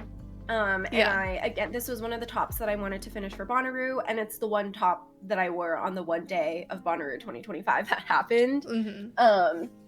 And so I did finish this at the beginning of summer, and so that's also probably why I was able to wear it so much more.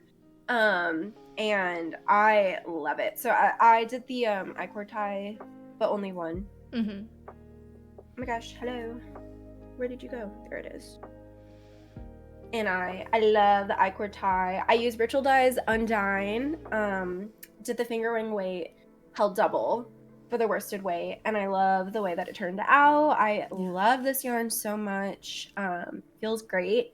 I wore it a ton. Like, I was looking through my camera roll, and I was like, because I haven't updated my Ravelry in like 3 years, but I have an album on my phone called Ravelry Update for all the pictures that I would update my Ravelry with. Mm-hmm. And so when I was like trying to make sure I had everything for like what I made in 2025 so I could choose from those for this recap, I had so many like outfit pictures with the vacation vest, because I just like, I was like, oh, this is cute. Like, I wore it to Flock. Yeah. I wore it in LA. I wore it to Disneyland. I've like worn it around Seattle a couple times too. Like, I think it looks really good with like jean shorts. I think it also looks good with like high-waisted pants. It's like super cute. I have been curious about trying it over like a long sleeve or a turtleneck just to see what it looks like. Mm-hmm.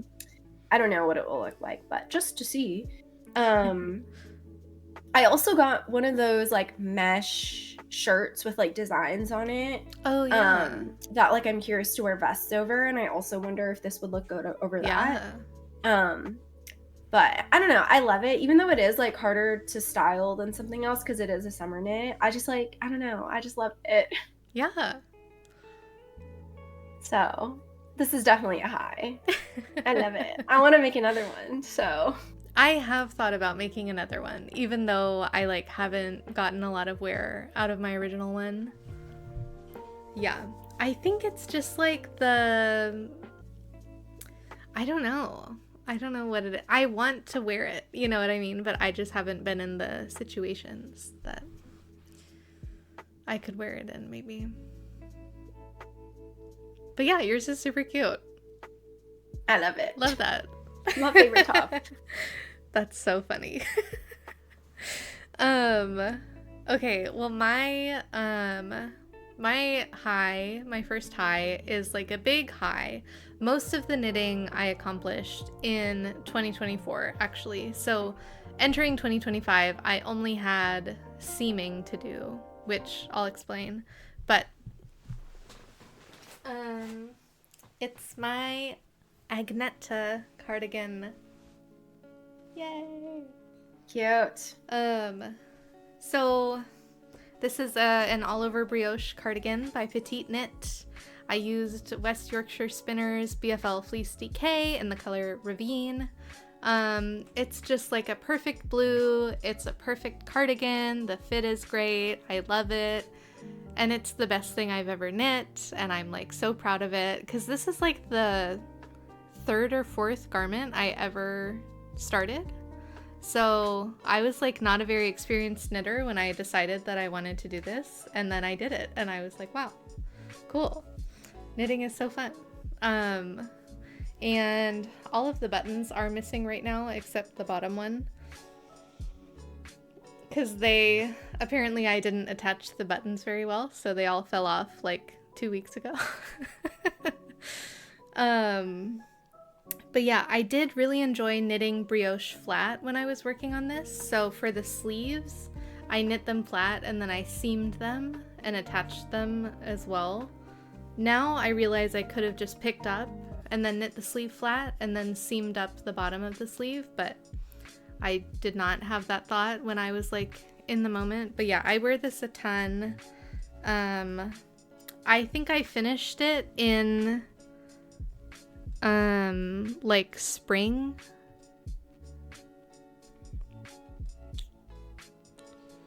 I finished this on March 1st, and I even wore it a ton like in the spring of this past year because I was just like so excited to get to wear it because I love it so much. But yeah, it's so good. I want to make another one. Even though it's like this, it took me 8 months to make this. So maybe another in my future, but yeah, I'm like super proud of this and I'm so glad I did it. Yay. Yay. So cute. Yippee. Yeah, it looks so good still. Oh my I gosh. know. The yarn has held up so well. Like I haven't de-pilled it. There's like a little bit of pilling like on the bottom of the sleeve, but like really not very bad. Yeah, no, this yarn is so good. And it's so soft. Like, it's really soft. I love it. 10 out of 10. All right.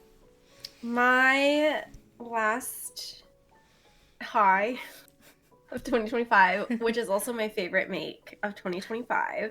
It was difficult, actually, because I wanted to include 2 sweaters as my highs, but then I nixed my other sweater for the Vacation Fest, even though I loved both of them. But this is definitely my favorite sweater / my favorite make of 2025, and it's my Mara V-neck pullover by Woolbird Knits, which was my first test knit ever. But I don't know, the sweater is great. So it's broken rib, it's a raglan, it's a V-neck, and it is in this Rockies DK by EKF, which I like had a feeling. It was so funny because like I've been buying so much of that base from EKF, and then I was like, I really need to make a sweater in it before I keep buying this base. Because when I got it, I was like, oh, I feel like I'll love it. But then I was like, what if I don't? But I do. Okay. Like, That's I good. really like the way this yarn feels. It is a superwash merino, but it's like a lighter DK, and it has like a very intense twist to it. Okay. And so like somehow it just like feels really like good when you're wearing it. And I feel like it's the perfect thickness where I could wear this like all the time. Like I could layer something underneath to make it a little bit warmer, but I normally don't even need that. And it's just like the perfect like temperature no matter what. And I've gotten so much wear out of it. It's so easy to wear. I do love a v-neck. It's so nice. And then it also like layers well. Like that silk Yeah. white color shirt. I'll Oh, like put it under yeah. and it's so cute. And I don't know, it's just literally so easy to wear. Like so simple to just pull on. I love the color. Yeah. It's so comfy. It's great. I think I made the second size. And yeah, I love it. It's so great. good. I love the folded collar too. Like folded v-neck collar, so good. Yeah. And you had a positive test knitting experience, right? Yeah, it was super easy. Yeah. I remember my like biggest form of feedback was with the sleeve. Like, so this is what my first sleeve underarm decreases look like, or on the inside of the arm. And then there's just like some part in the pattern. Oh wait, sorry, that's the second sleeve. So this is what, basically the pattern, okay, yeah. This one is the second sleeve where the decreases were kind of a little bit wonky. Like you can see it's a little offset there, but like it's like barely noticeable. And then this was the first sleeve, and that I was like, oh, it probably should look like this more, where it's all just like in a centered around a thing. But again, like super small. Test knit was like super chill. We had plenty of time. Yeah, it was great. Nice. Hooray. Broken Rib, very fun. Yeah. Okay, cool. It's so good. It's very crisp color too. It is, yeah. Yay, my favorite. Yay.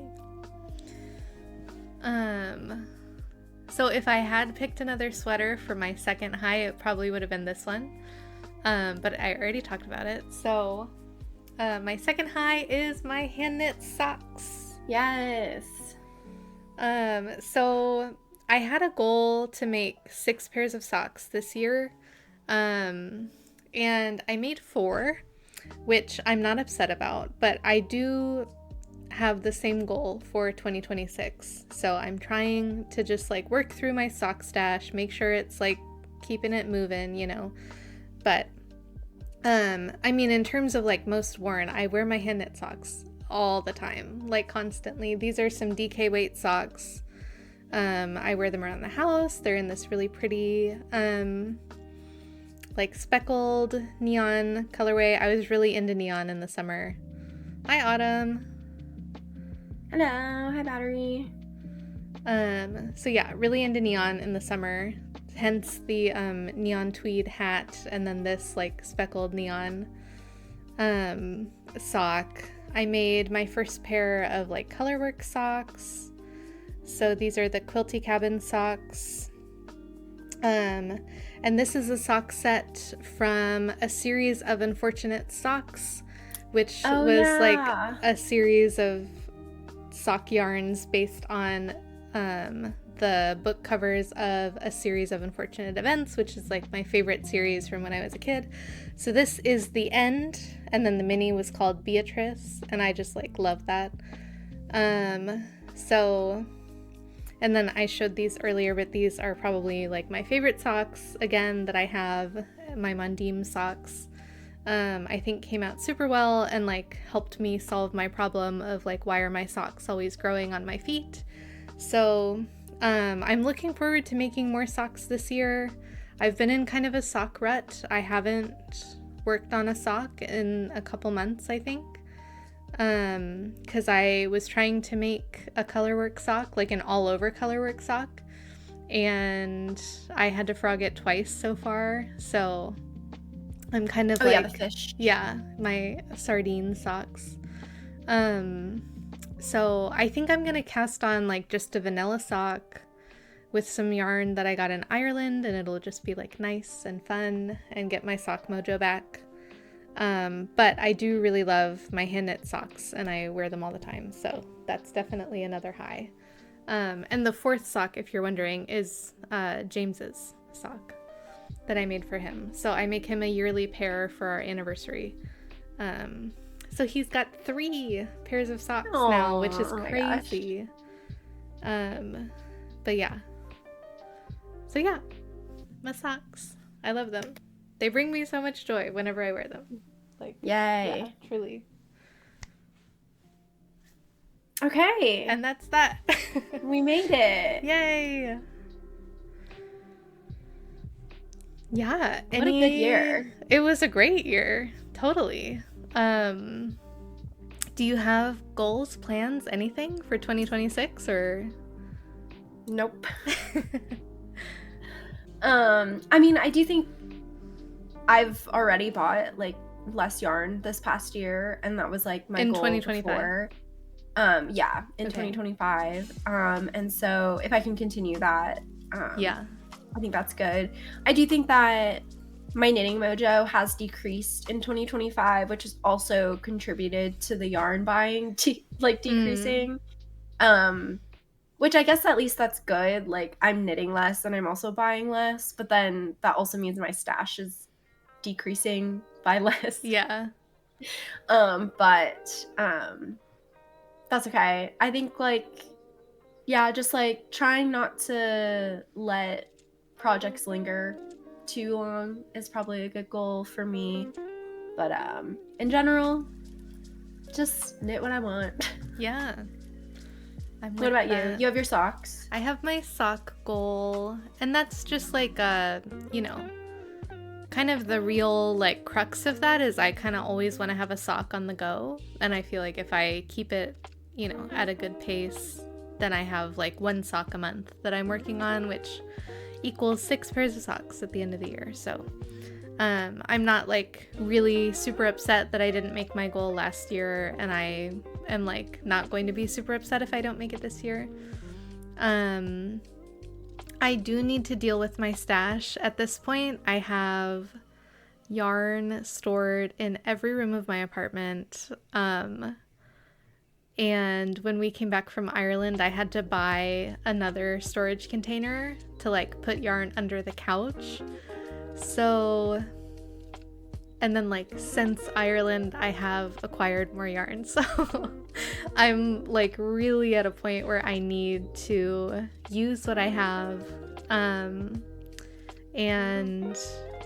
I have like a good amount of yarn that's like associated with a whip.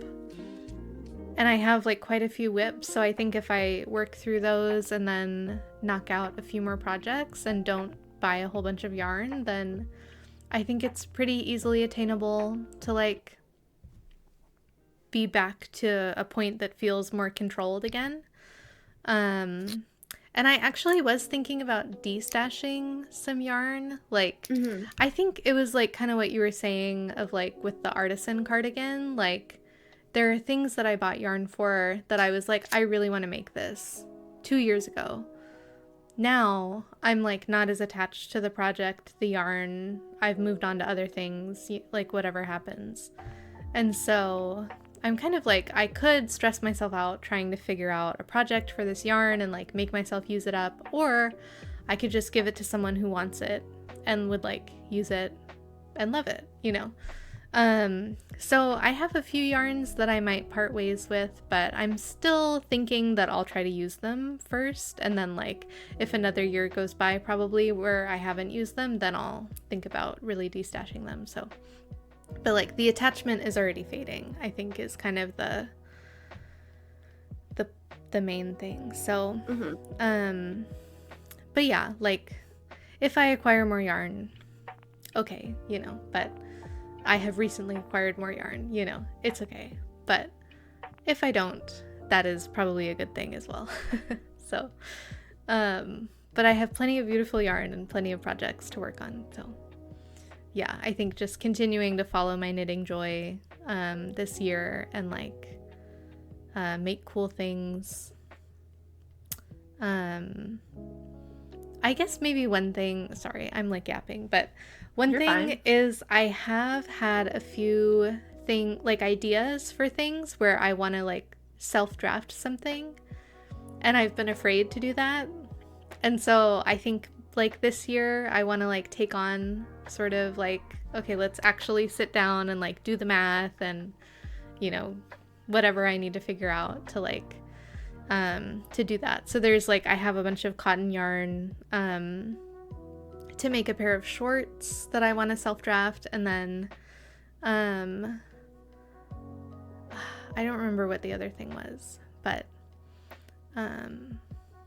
yeah, there's something else that I have yarn for that I think I want to try to self draft, but I don't remember what it is. But so yeah, be brave and do those things. So yeah, it'll be another good year of knitting. Yes, it will. Cool. Make it a goal to buy more yarn so you don't run out. I mean, I think would take we me a will not be running long out. time to run out of yarn.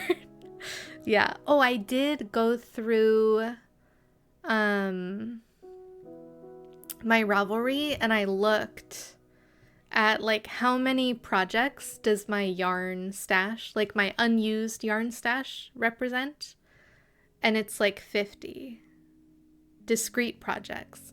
A lot of those are socks, because it's like a single skein of sock yarn is one project, right?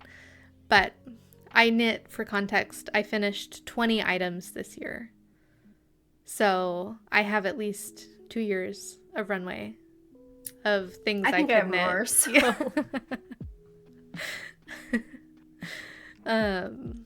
Yeah, but I already have things I want to acquire yarn for, like for real. I was telling you about my Nordic mix aspiration, and then I like really want to make the loon sweater. I really want to get more into color work is like the main thing, and I like don't have the yarn to do that. So I do have yarn for the Celine, Super Celine, by Anne Bensel, actually. So I could cast that on. Maybe I'll do that once I finish something else. Yeah. Cool. Thanks for watching, everybody. Cuffs. They're so good. I love the cups. They look really good. Yeah.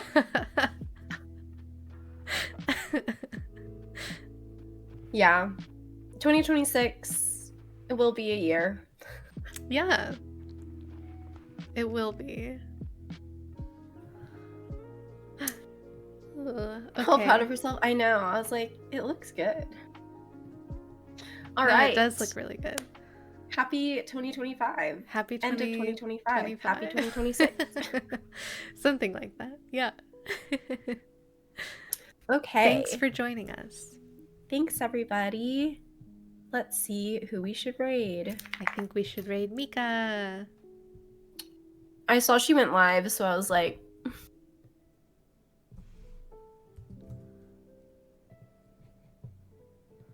Yeah, I like also haven't been on Twitch in a couple months, so I have no clue what people have been playing. Oh my gosh. A lot of blueprints. AGQ right now. Yeah, Silksong is Scene? Okay. People haven't played anything. I guess that's true. It has been a lot of Silksong. I feel like Silksong really nerfed my Twitch watching. I'm not mad about it, honestly.